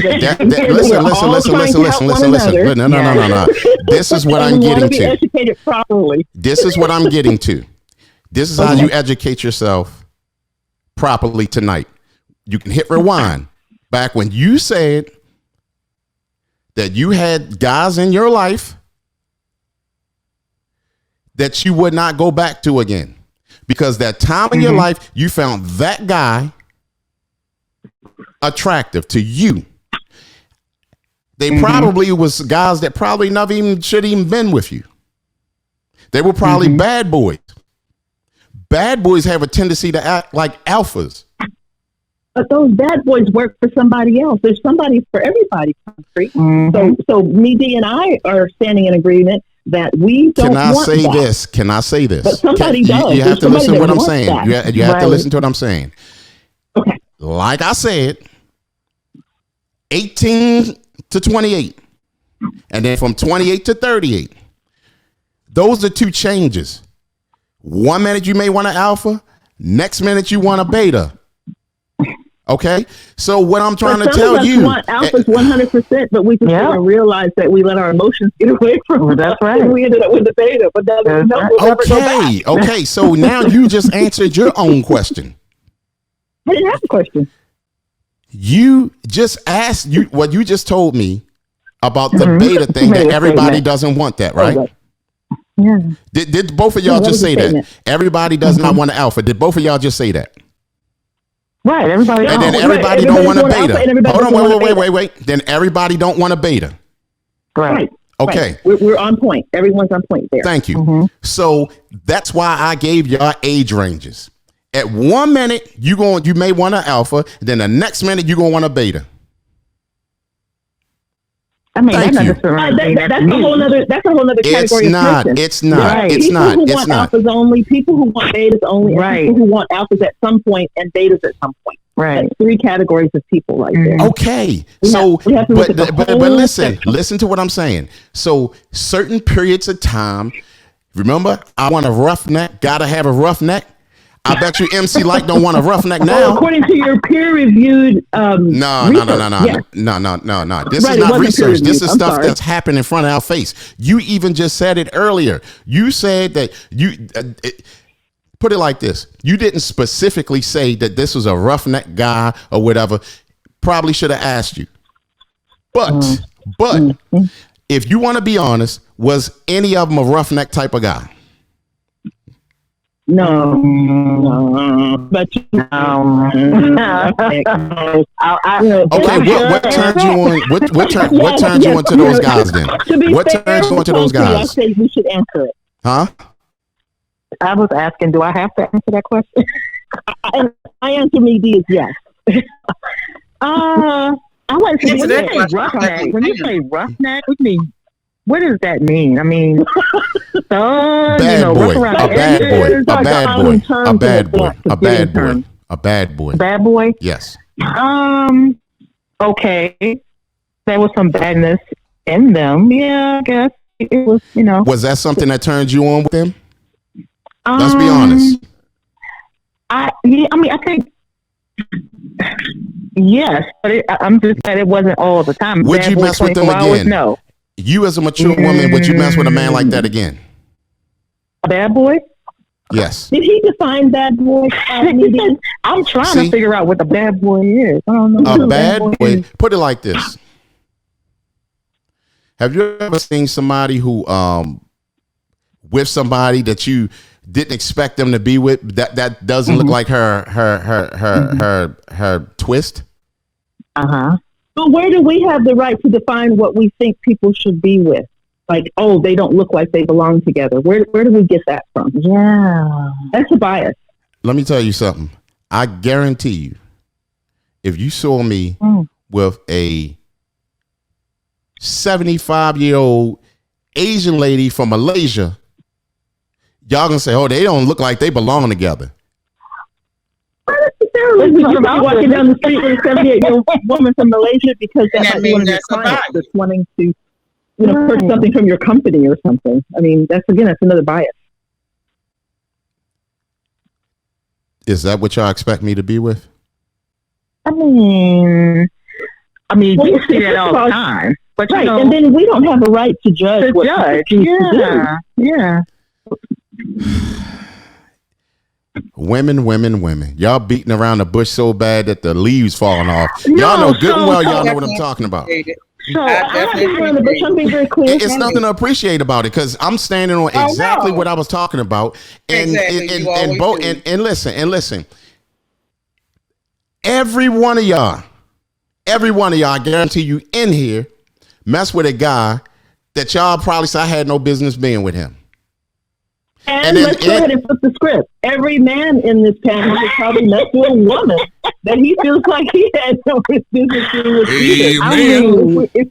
Amen. It goes both ways. Exactly. Yeah. So at some point we are agreeing, but I'm just being real.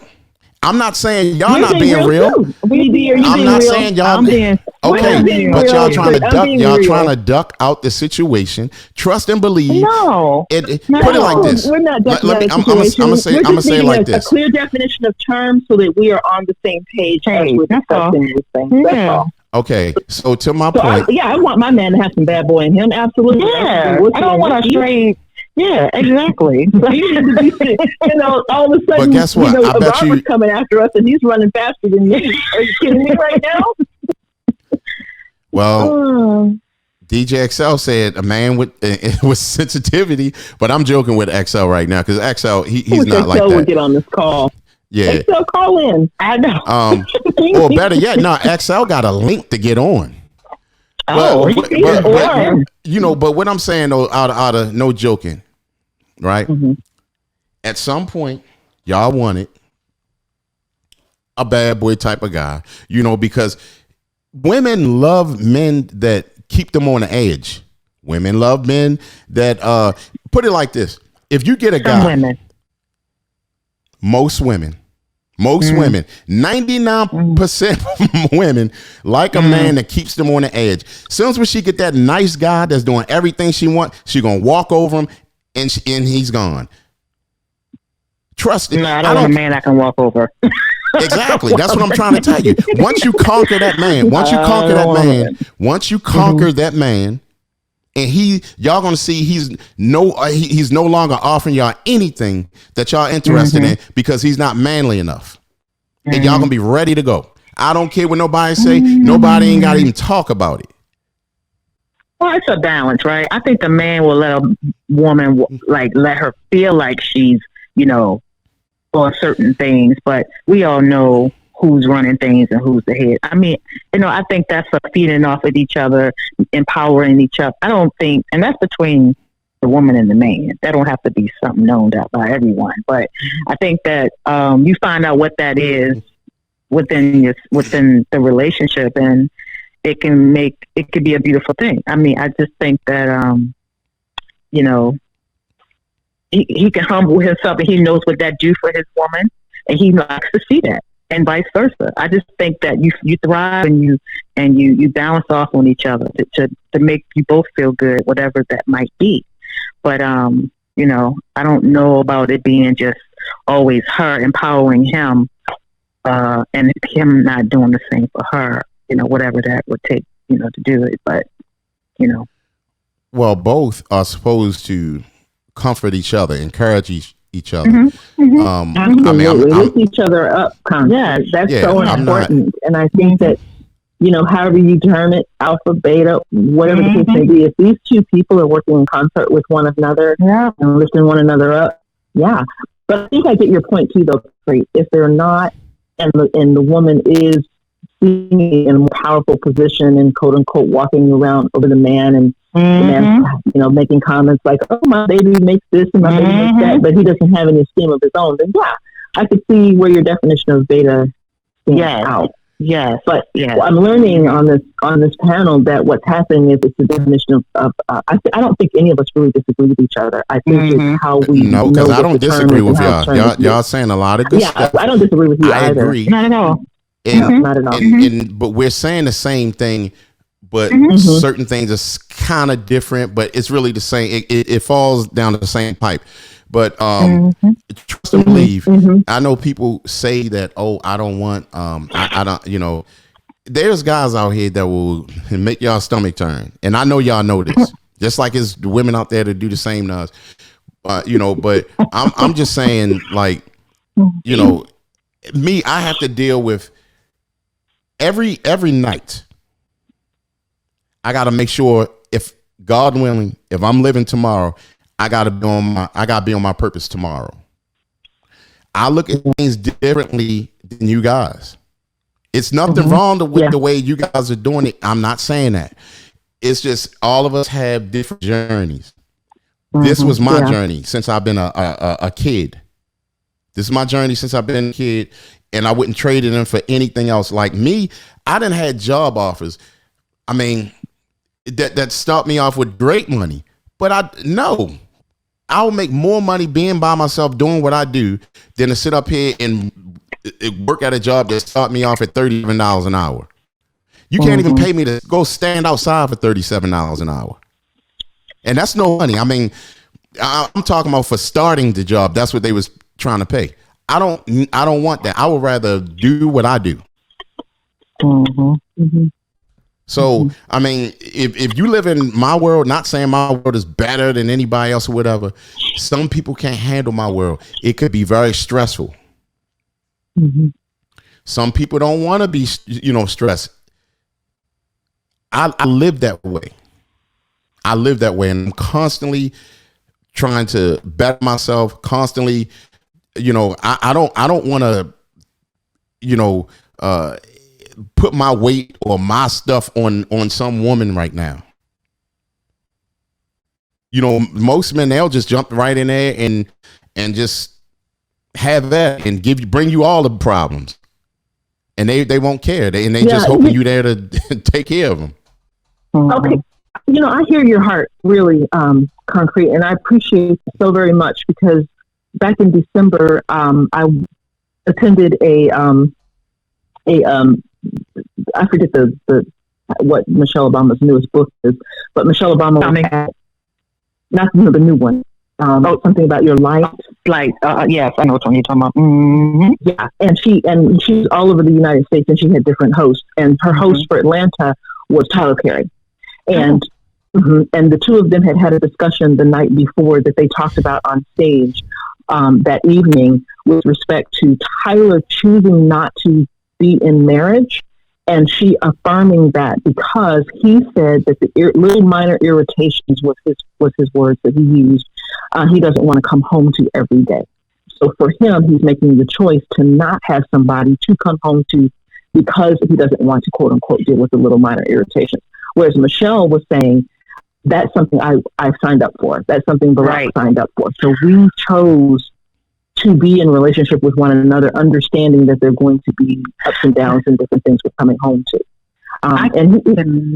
appreciate. I can appreciate him, understanding that that's not what he wants.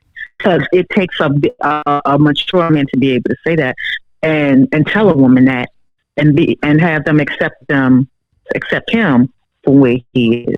Right. So even just be in a relationship and actually get married was the point that he was making. And so I'm listening to Concrete, and it triggered that. Concrete is saying, "Hey, I'm on my grind, and it's very sounds like a lot of pressure, and it can be really, really hard, even on the woman. I don't want to bring that to her, which is so admirable." So I'm hearing you sounding a lot like what he was sounding like, which is not the typical norm. Most men do bring those things home, right? And maybe they don't realize that they shouldn't, or maybe they don't realize the impact that it has.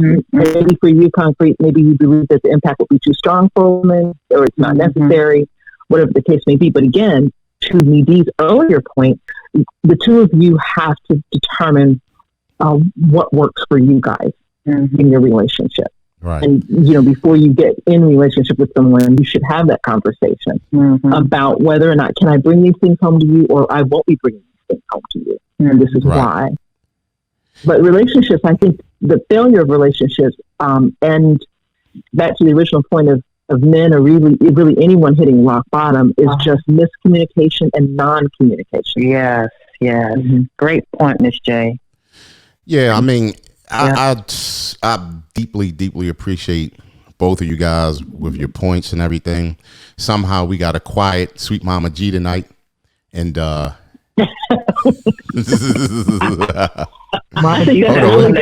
She's probably like, I'm gonna let them have. What you say, cousin? I'm always I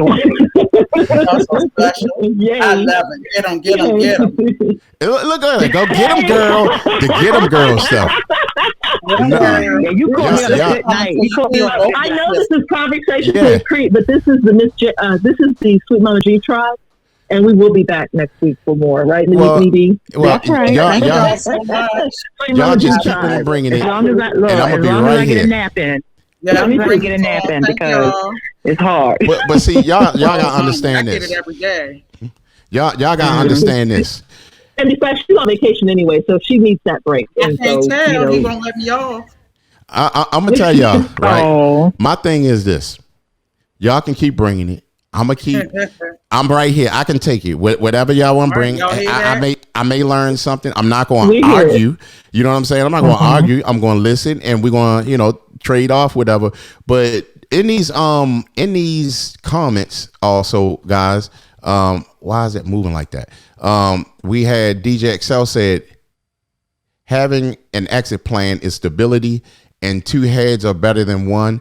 My lady may have side hustle that works. Hold on. Amen. Then he also said depends on your comfort level. Yes. I agree with that too, XL. Then Big Sis said you ain't got no wife.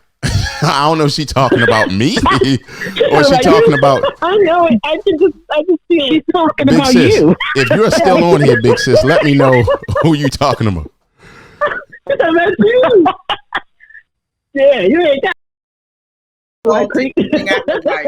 I'm sorry. Nobody's taking applications either. Listen, check this out. I'm not salty, cuzzy, but I'm not defending that. Your sister said that. Your sister, why do you say you need sugar snaps? Oh, okay. If you're not salty, why do you need sugar snaps? Why do I need to do what now? Why do you need sugar snaps? See, I don't even eat them.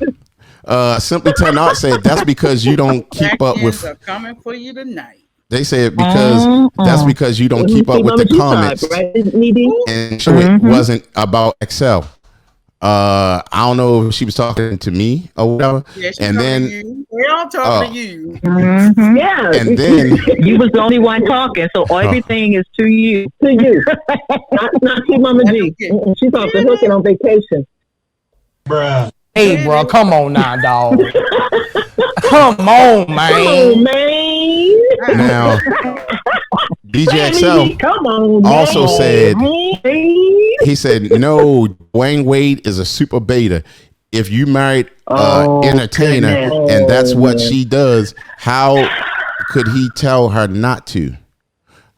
Oh, easily. I don't know what's going because on now we don't know not what's going on these people. No. The stuff that I'm talking about was actually on TV, and it was a big thing about that.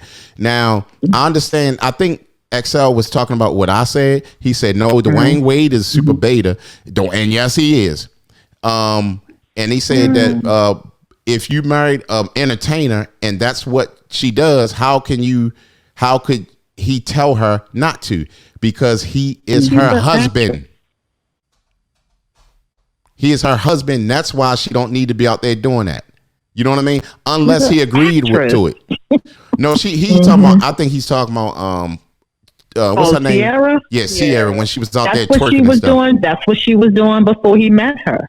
So now he wants to change. I mean, again, that's between them. He don't want to change him. I think he's like, she's just out there doing it.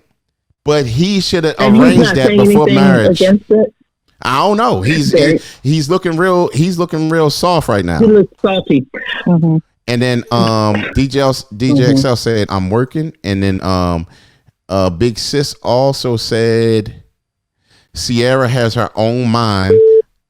Uh-oh. Oh my gosh, this is a 443 number. So it's a good chance none of you guys hang up. Hold on 1 second. Oh, snap. Hold on.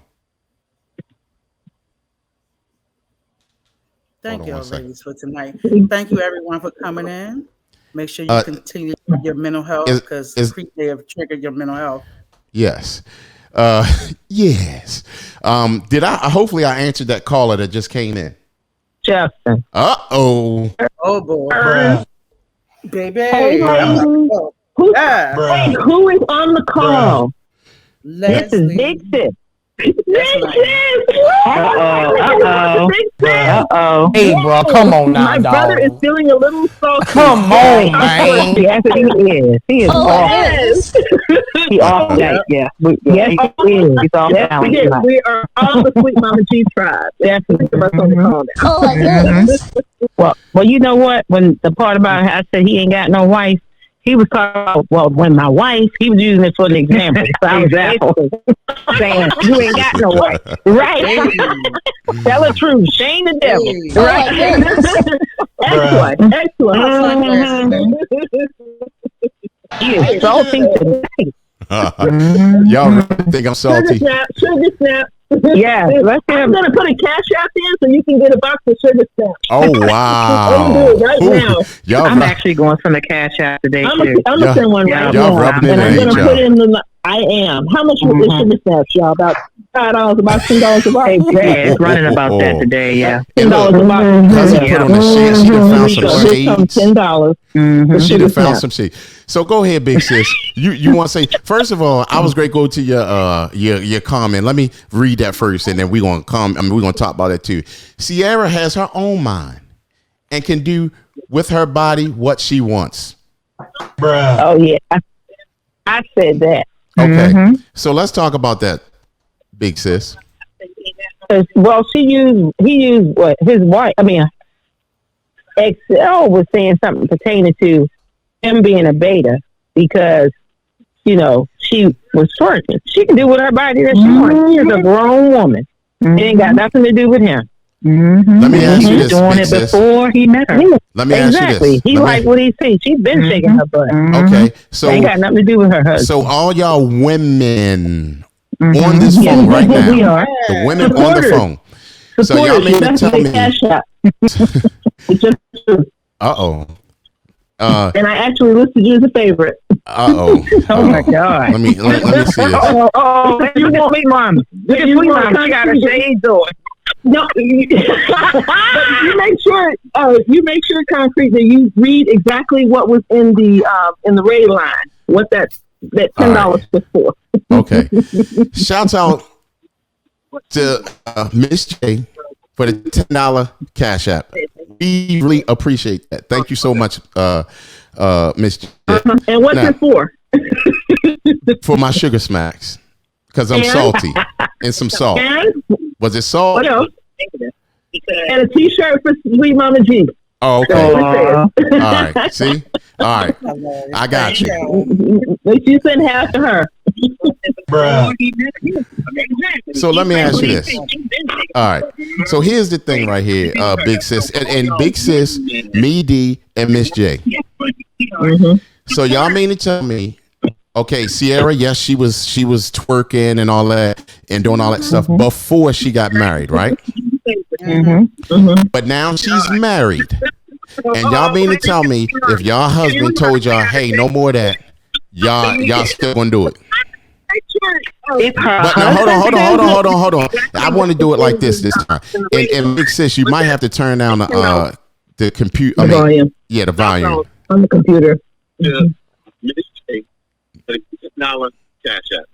Really appreciate it. Big Sis. Thank you so much, Miss. Big Sis. Big Sis. Oh my word. Okay, so let me say this. Now I'm gonna start with Miss J. Okay. So and if you, I think Miss Big Sis has to turn her phone down, her volume down. Oh, okay. On her computer. knowing her, she on her probably fell computer. asleep. I turned it down. Oh, Okay, perfect. Thank All you, Big Sis. Oh, you're welcome. now let me. Okay, Miss J. So you mean to tell me that if you know you're an entertainer, you're out there twerking and everything, and your husband understands that you are a entertainer, but then as you guys got married, then he said, okay, no more of that twerking. You gonna have to switch it up. What are you going to do to go about that? That would be a discussion that we would have to have had before we were married. Exactly. If I am still twerking when we get married, I'm going to continue to twerk. Hey. Okay, all right. Point blank, period. If right, we me, decide D. that I'm not going to twerk before Okay. we get married, Mhm. then I'm not going to twerk after we're married. Okay, so now you trying to tell me that if he says it after and y'all didn't talk about it, then you gonna be like, nah. Correction, we're going to talk about it. You asked me earlier, what would I do differently in a relationship? We will have conversation up front about these things that could be deal breakers in our relationship. And Right. if twerking is one of them, we will have had that conversation. In the before I move beginning, forward in the in the beginning, right? relationship. Yes. In the beginning. Before, Okay, yes, that's what I'm before the saying. I'm emotion, saying I no understand what you're aspect saying. of the relationship gets started. Right. Mm-hmm. I understand what you said. I understand what you said, but this is what I'm asking you. My brother XL. Now, here's what I'm trying to ask you now. All right. If this is I got them on the phone. What's up, me D? What's up, Miss J?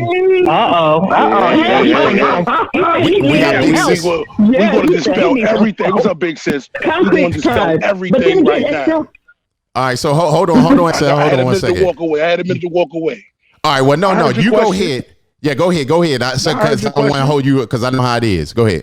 Yeah, no, just like that, like they say, if I met you and this was your career, like I've dated strippers, I've dated chicks that was in different adult industries. If that's your career, that's your career. Now it's my choice to say it's over or not. If I'm making enough bread that I can say, look, we ain't got to worry about that no more. If you want to keep on doing your dance instructing thing, we can put something together for like classical dance or something like that. But you know what I'm saying? If that's her job, if that's what she's known for, that's what her thing is, I can't get mad at an entertainer for doing her doing her job. You know what I'm saying? I can't. I couldn't. So you are so on point with your comment. Thank you. And with Thank me you. being, And you're looking cute, and with by me the way. being a man, huh? I said thank you for your comment. You're looking cute, by the way. Oh, thank Throw you, that thank in. you. You done made that man blush. He ain't even gonna go back into the party now. No. But as being a man, a stand-up man, like I said, I mean, I've dated chicks that were strippers. You're gonna respect my presence. So if a woman is doing something, if you known her from being in a strip club, then you don't walk up to her, oh, yo, that's such and such, and then try to grab. Nah, none of that. You see me right here, you get your head knocked off. I'm not that guy. You know what I'm saying? What I'm saying to you is like when we talk about the alpha and the beta situation, when you're talking about somebody having dominance over a relationship, that's more of a dictatorship than a alpha male thing. Because I don't never want to. I don't never want to be that guy to be like she has no say so within what we do. You know what I'm saying? I'm a leader. I'm a strong man. I stand on my own too.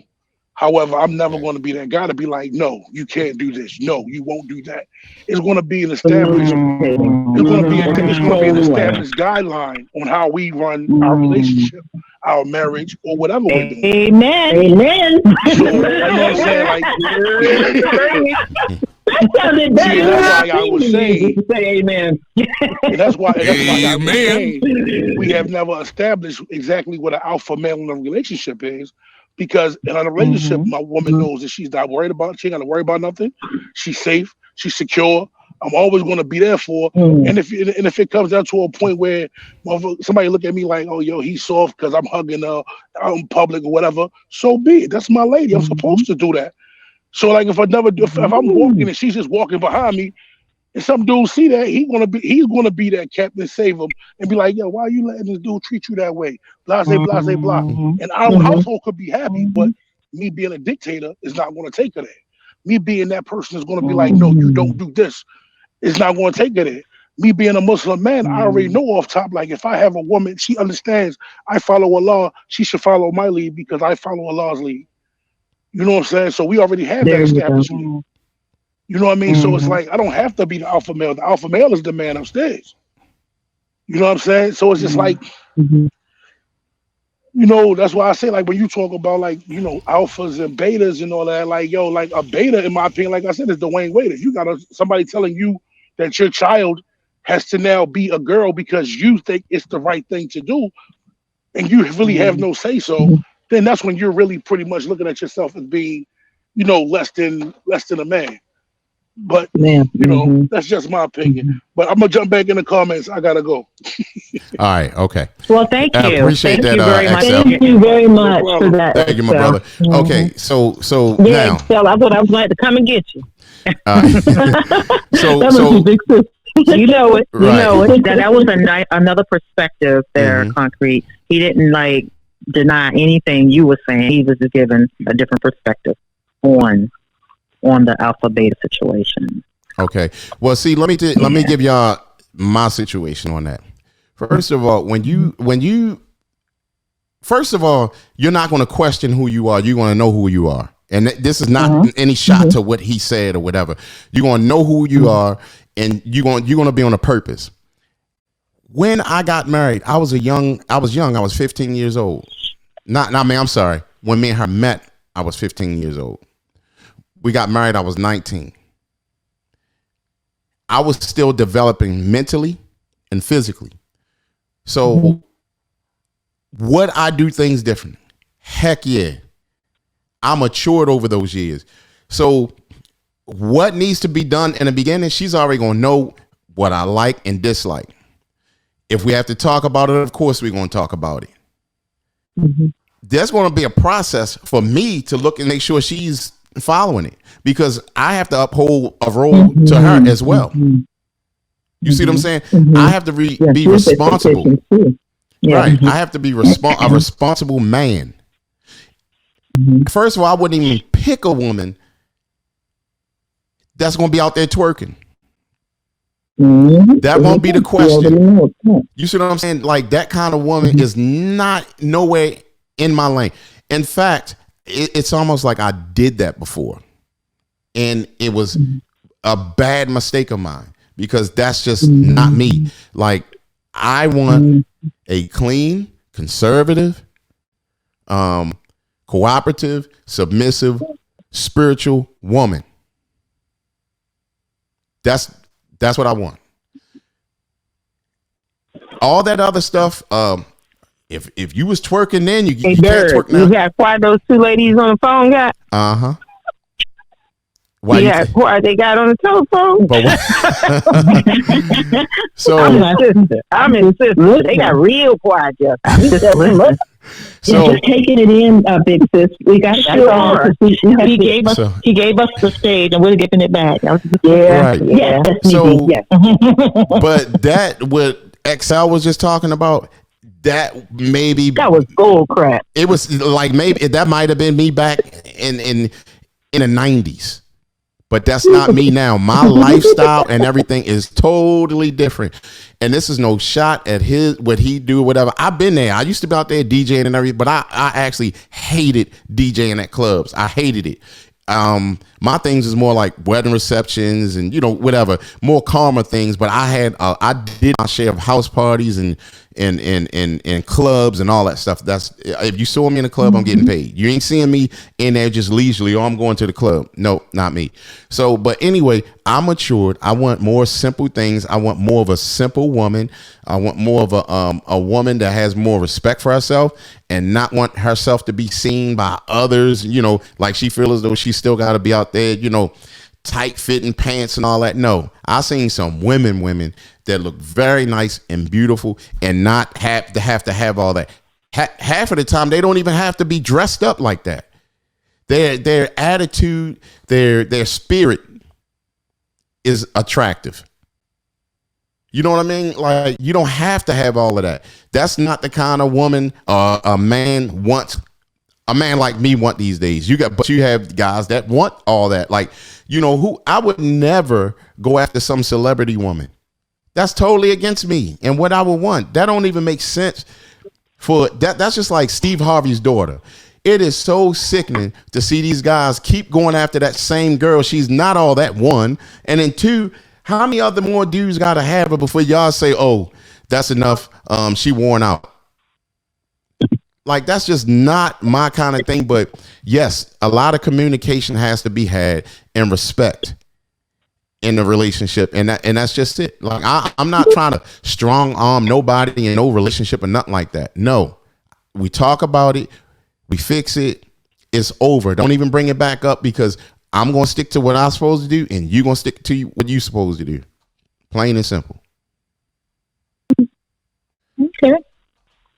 Did you look at DJ XL's, look at his last comment? Yes, his comment. Okay. And it's crazy because I missed all these comments, but Vin seen Yai. Oh, he met a stripper in a library. He said Kobe never missed, but we miss him. Man land all his shots, but couldn't. Oh, what happened, y'all? He said the stripper he dated, he met in the library at Townsend. So he met her in the library, but she's a stripper. I mean, and that sounds very valid. I mean, you know, because a lot of the strippers are trying to pay their way through school. Exactly. Right. Exactly. So pay their way through school. So library. And remember, I heard him say that he dates nerds. They usually are on their grind, getting, you know, their education. Baylana said, how old is XL about? Is he in his 30s? 40. He said 42. 42. 42. I've heard him say that before. Okay. He's still a young man. He gonna learn. Yeah, and see, I mean, am I off, big sis, with my thinking? Are you asking me? Are you off? Yeah, I'm asking you because I know you. I mean, actually, I think all of you guys would be straight. Interesting from a sister. At times you could be. You know, you have real strong views, you know. Yes. So your personality is very strong, and it's like you just get stuck where you are, because you stuck at being an alpha. You stuck at not wanting your wife to work. You stuck at some things, and it's okay because that's you. But you have to find that same type of person, because you can't tell anybody what they can and cannot do, because you're going to find yourself by yourself if, you know, you continue to be that way. You just got to just let loose. You know, I understand your marriage is over and you've been through a whole lot of things, but you need to live life and let them live their life. But at the same time, you two need to agree upon how your relationship is going to be, because you can't tell somebody what to do. You know, they got to live their life. I mean, a good example is I saw the young lady, what's her name, from the left side? T-Boz. The one that went with Usher, the football player. Not Chili. The young lady that went with was Usher. It Chili? Or Chili. Chili is crazy because she wants somebody to be the way that she wants to be. You can't eat no meat. You can't do this. You can't do that. And you sound like that a little bit sometimes when you talk. Because I just be listening sometimes, and I be like, here's my thing. Don't carry what you had in your past relationship to your next relationship. I mean, the lessons that you learn, you know, is wonderful, but just loosen up a little bit. Live. Just loosen up. You don't have to be that man always worried about every single bill in the household. If she want to pitch in, then let her. You understand? If she want to pitch in, let her. I'm like this now, big sis. Here's where I think a lot of people are maybe getting thrown off. At this point in time, yes, marriage. I don't want it to work, but you gotta remember, I didn't did that. Now I accomplished that. Hold on, big sis. You gotta learn. I accomplished it, so I don't have to have that now. I already did it. If someone is working, go ahead. You probably don't even know what it feels like to have somebody take care of you. I don't. You know why? I'm institutionalized. I know you are. You really are. Amen. Amen. You are. Was that me, D? That was perfect. Amen. Yeah, you just need to just chill out. You really do. No, but like for instance, my husband is a provider, but I'm self-employed. He's self-employed. And we do for each other all the time. We don't have to worry about a special holiday or this and that. Something came in the mail for me today. Or I might have just laid him out about something. And then something to come in the mail that was like, I mean, it's not the dollar that matters, but it's just, he spent all his money and I just called him a monkey or something. You know what I mean? So do things a certain time. Yeah, one day I laid him out real bad. Something came in the mail. He tricked me real good, and it was so nice. I was like, "Dang, I just called him an idiot or whatever." But yeah, so we, you know, yeah, he just do what he do. He pay the bills in the house. I pay certain bills. He pays the bills, right? And he don't even know how much the bills cost because I just pay all the bills, but he paid for it. But nevertheless, we have a wonderful relationship, and I mean wonderful. We've been together for 28 years. Oh, amen. Yeah, 20 years. And I'm only 20. I'm only 31. Let me get it together. Wow, right. 31? No, y'all don't. 28 and 31. That's my last year in my 50s. Okay. Yeah, that's my last year. You have so much wisdom being your last year. I thank you. And the fact that you share it with your brother is amazing. Beautiful thing. Oh, yeah. He just needs, thank you so much. He just needs to loosen up. Because I'm about ready to put my fist through the phone when he keeps on talking about this alpha. And I'm going to keep on because you need to know what it is. To get people riled up. This is an amazing. Oh, yeah. I love it. He know, I know. The last couple of weeks, and I'm like, this is off the chain. He know how to push the button. Oh, yeah, he do. Very good host. I got to hand it to DJ Concrete. He's an excellent host. Yes, he I is. appreciate that. You know the other thing he liked to do? He liked to talk about marriage being a business. I wish my husband would. I think he does that to get a rise out of the audience. Oh, he do. In fact, it caused me to tell someone you need to listen to the show. And she listened last week. I thought she was going to get on again this week. Oh my God, I missed it. Yeah, it was really good. They were really, really good. I was so mad. You see what your brother-in-law said? What he said? What that fool said? It's on the screen. Talking about 31 times 2. Yeah, whatever. Yo, mama. Sounds like this is a family affair, Needy. I see. Right. And that boy is something. That brother-in-law is terrible. Right. Now, like but you know what? what? I'll tell you about the brother-in-law. He's scared of Janine real bad. Yeah, I'm telling you. Yeah, y'all saw him. He's scared of Janine. Up there, he don't play. He was right up Her there. name is Michelle Tyson. He was sitting up there talking about talking about telling my baby sister to get me. He said what? She said something. You don't have to be something. She was fussing at me, and then he talking about get him, Neen. That's her name. Talking about get me. But anyway, right. The thing about it though is that what you do is find somebody. It was 10 of us. We came from a real good family, and we real close. Yeah, we were real close. And see, Justin was raised. All the guys in the house was raised not their wife or girlfriend didn't have to work. Wow. And my husband never met my father, and he reminded me so much of my father. And I don't have to work, but I do work. I mean, it ain't nothing wrong with that. I ain't gonna say that. I ain't gonna say I ain't got work. Big sis, my father was the breadwinner in the household too. But oddly enough, I have to hand it to him. He was like, but he put my sister and me aside and told us, y'all work, y'all get your grind, get your education. Yeah, because my dad was too. And he taught me that he was sort of one of a kind. But I'm learning that your dad and my dad were one of a kind. But not the men that I met, unfortunately. My father was right, and I just could never rely on my husband to do his part the way you all described that your husband and the way Concrete described. It's foreign to me. I wouldn't know how to be taken care of like that. And I've always been a caregiver and a nurturer, so I do. You know, the betas, like I guess as Concrete says, I guess have come in and taken advantage. And I get blessed that I do have my education. I do work, and I do take care of myself. I do own my own house, and I have raised my own kids. Because, you know, the husband's belt, and I had to, fend for myself. But I don't feel sorry for myself. I feel valued. Never do that. Never do that. That's absolutely. It was just I have such value, and and you know, but some people will look at that and go, oh, well, you know, she's PhD, she's just going around getting all this education degrees. Well, my father taught me that. We provider in my family taught me, and my sister is the same way, and we are accomplished. We're accomplished, but we are also loving and kind and giving.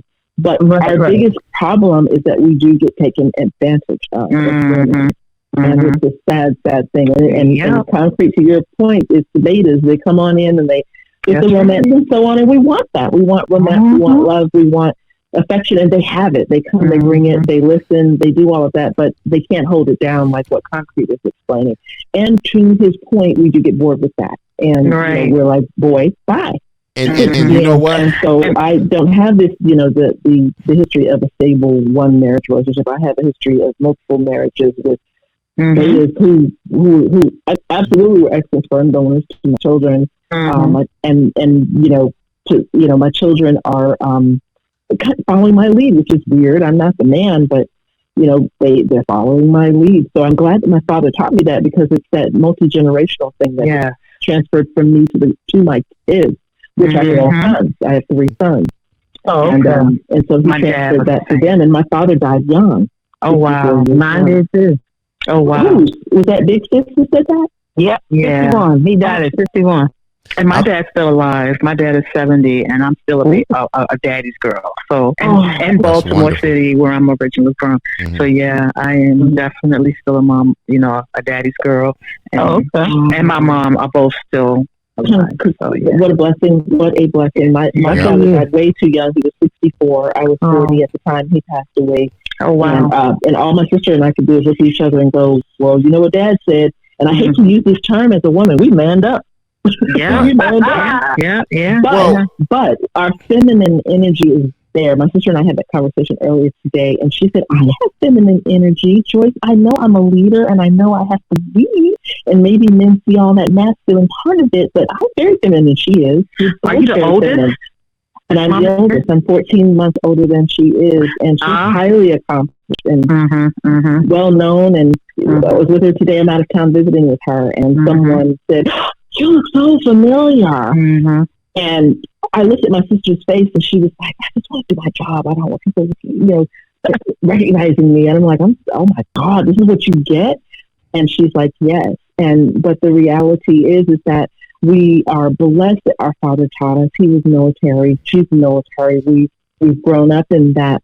I'm extremely feminine, and to be honest, I'm like a 55-year-old virgin in terms of the way I behave. I'm shy and all these things about me, but it's just weird. I attract I attract the beta guys, but I've had to make a hard decision and say no more. I'm done with this, and she did too.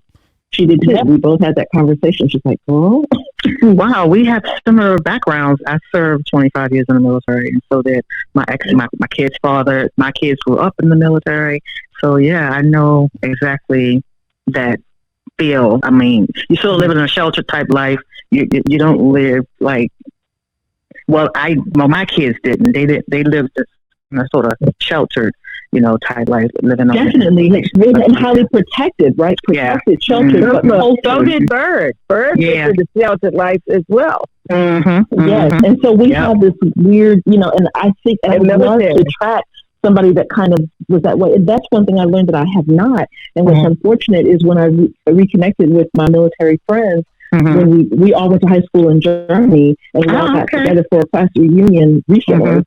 And we all reconnected, and we all had that same shelter thing. Yeah, but we all went out and did great things, and had families, and and are doing very, very well. And here's the big thing: healthy. We are healthy. Yeah, that was the thing that Concrete mentioned earlier too in this particular podcast. That's the health factor. A lot of women are not healthy. We are healthy. And we take good care of ourselves. We were up at the crack of dawn because our father was in the military. We were running and doing PT just like they were. That is so funny you said that. My kids are that way. They go. They emulate everything that we've done when we were serving. They do exactly. Eating, working out. And the generations aren't really like that these days. But our kids, some of our kids, where we had a military upbringing or we had a strong patriarchal upbringing, and we're attractive to a lot of people, and we have to. Midi, if what I'm hearing you say is resonating in my spirit, we have to protect ourselves and guard our hearts. That's right. We really, really do, and I'm learning that now. On the other side of 55, to do that, and the beauty is that we've preserved. People can't tell our age; they see us and they're blown away. Yes, I get it all the time. About how we look, and I've gone back to grad school, so I blend in with the young folks, and I'm loving it. Yeah, but I've got the wisdom, and it's a beautiful thing. Yeah, it is. So the missing element, Concrete, is if women like us, if the missing element is that we just have not connected with the guy that is a lot like what you described, what would be better for us, then you know what? I think our smart move would be to sit back and wait. And if we don't get it, we're still better off. Yeah, absolutely. Just wait. As much as I say that the woman is supposed to go after the man, again, we're living in a different day. I've heard you say that before. I think a woman should show up and show her interest. Yeah, and sometimes that don't work out. Yeah, but what I was saying. But if he doesn't get up off his rocker and pursue, she's going to lose interest, and she'll get to move. Right. I promise you. I hear you say that on your show, and I think to myself, if he's waiting for someone, there are going to be women that are going to show interest, but you yourself have to. Well, absolutely. I mean, it's supposed the energy's supposed to come back, but I'm just saying that's how it's supposed to go. But today we're living in a very special time. We're living in the last days. We haven't heard anybody talk about that in a long time, but we live in the last days for sure. And and right now things have changed. It's even like, okay, let's say if I'm still pushing for I need a woman to she don't work. You know how hard that's going to be at my age? No, it won't be. There's the trust and believe you can meet a woman who is not interested in working. Go for it. No, when I'm saying life and joy in your life, because you're going to be stifled. Right. You want a busy woman like you're busy, because she's sitting around and next thing you know, she's out of there because I'm bored. Right. No, I get what you're saying. I mean, it's easy to find somebody who ain't working because they don't feel like working or whatever. But I'm just saying. Go to the local unemployment office. There's plenty of them waiting on you. That sounds about right. We had Baylon, and she said, "Well, it seems like I missed a good show." I'm sorry. Go ahead. I was going to say, to your point, though, when you talked about traditionally being that, like being previously married, right? And raising children, you mentioned that. So I'm hearing what you're saying is that is how you were raised. That's what you did in the traditional fashion. And I applaud you for that. But I'm guessing that if you were married for a period of time and you raise children, then these children must be grown. And so you're not. So if you're no longer in a marriage and you're looking to remarry, then you're more than likely going to remarry somebody who is either younger than you who has young children. I suspect that you're probably done having kids at half 100. I'm and finito. so, you got grandkids, right? So, Yeah. so when you marry someone, it's gonna be hard pressed if you want a woman that's high quality, like what you're saying you're looking for, to not want to do something to contribute and not just sit there and do nothing unless she's just lazy, honestly, because women biblically are doing the doggone thing. The Proverbs 31 woman is basically buying and selling businesses and doing investments and all kinds of things, and yet her husband is being praised in the city because of his wife doing those undergirding things, and he's sitting on the council and he's being praised in those respects. So he is the lead. He is in his correct position, but not for a woman that's sitting at home doing absolutely nothing. Absolutely not. Right. No, I agree. Not according to Proverbs 31. But I'm just saying, things are different. I was married, and that was the way it was. And you raised kids, right? Yes, raised kids. And, So unless you want to start over and do that again, no. Are you still looking to have a wife that's at home? What would she be doing if she's not raising kids with you?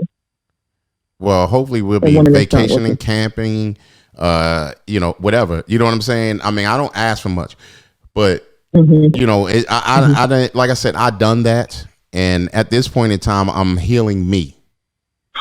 You know what I'm saying? So, and that's where I am now. And a lot of the things, like, I'm not even thinking about that. I have people that are close to me that dear to me. No, I say close to me.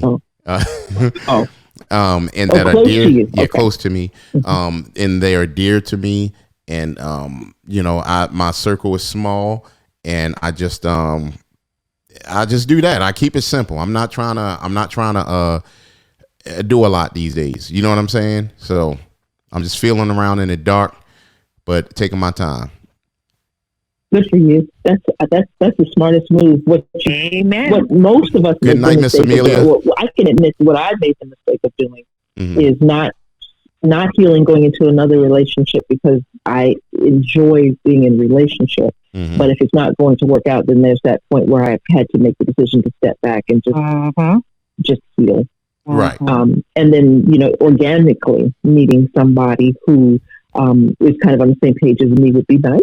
But it's not something that I'm going out. I'm not going online. I'm not pursuing after.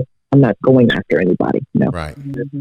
No, I respect that for sure. And that's the way, I mean, all of us should have, I mean, we have our own pace in the way, we're going to do things. And that's that. Just choose wisely, make your steps wisely.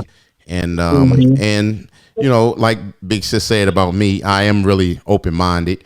Have an open mind about things. I know sometimes I'm real solid on certain things. For a person, yeah, exactly. That's what I was about to say. And it's just like you have to find. That's just like if you car shopping. I like this car, but it's not everything that I want. You will find that car that has everything you wanted, and that's pretty much.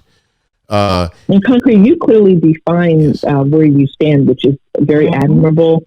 Because people can be willy-nilly and say, have y'all ever heard of the term pick-me girl? Yes. Pick-me girl? Yes. Yeah. So everything you say you want, if somebody, be real careful that if somebody comes and says, I'm all of that. Yep. I would run. That's a pick-me girl. Yep, that's a pick-me. She should challenge you on some things. The woman, I think, and the man in a relationship who's pursuing, the other person should challenge a person on some of the things that they know, because there is no way we're 100% aligned. 100% aligned, that to me is suspect.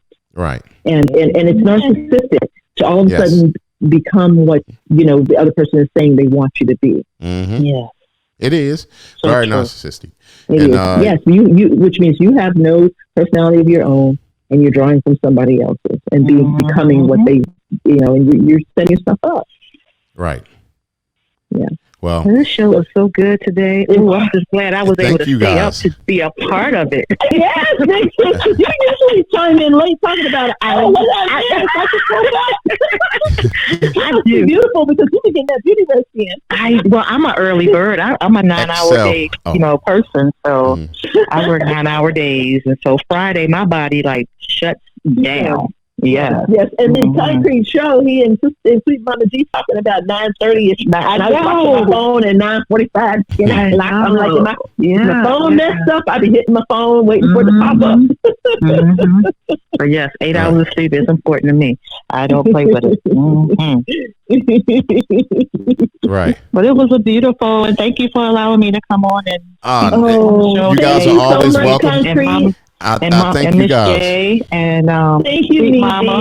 And thank you, it was nice talking to all of you guys tonight. Looking forward to doing it again. Absolutely. You guys are always welcome. And till next time. Happy Easter to those that celebrate it or whatever your religion is. I hope you enjoy your weekend. Right. Thank you so much. Thank you so much. Everyone be blessed. I'm getting my beauty rest too. I pride myself in that. Don't do it now. Well, good night, everyone. All right, good night. Thank you guys so much. Shout out to see y'all next week, Lord willing. Yes. Shout out to Miss J. Shout out to me, D. Shouts out to Big Sis. Shouts out to DJ XL. Shouts out to Bonner. Shouts out to Miss Amelia. Shouts out to Simply 10 Art. Shouts out to DJ XL. Shouts out to my brother-in-law, Tony. Shouts out to my baby sister, Amber. Shouts out to my big sister, Leslie. Who else? Make sure I ain't miss nobody in the comments. Shouts out to Living Life with Spice channel. Shout out to it was some other new people. Shouts out to Darren, the Level Up coach. Shout outs to Venison. I can't pronounce that name, but shout out to him or her. Shout out to, I did say me D, right? Yeah, I said me D earlier. Man, it was a lot. It was a lot. Okay. Well, I'm out, y'all. I am out. I'm out. I hope I ain't miss anybody. Until next time.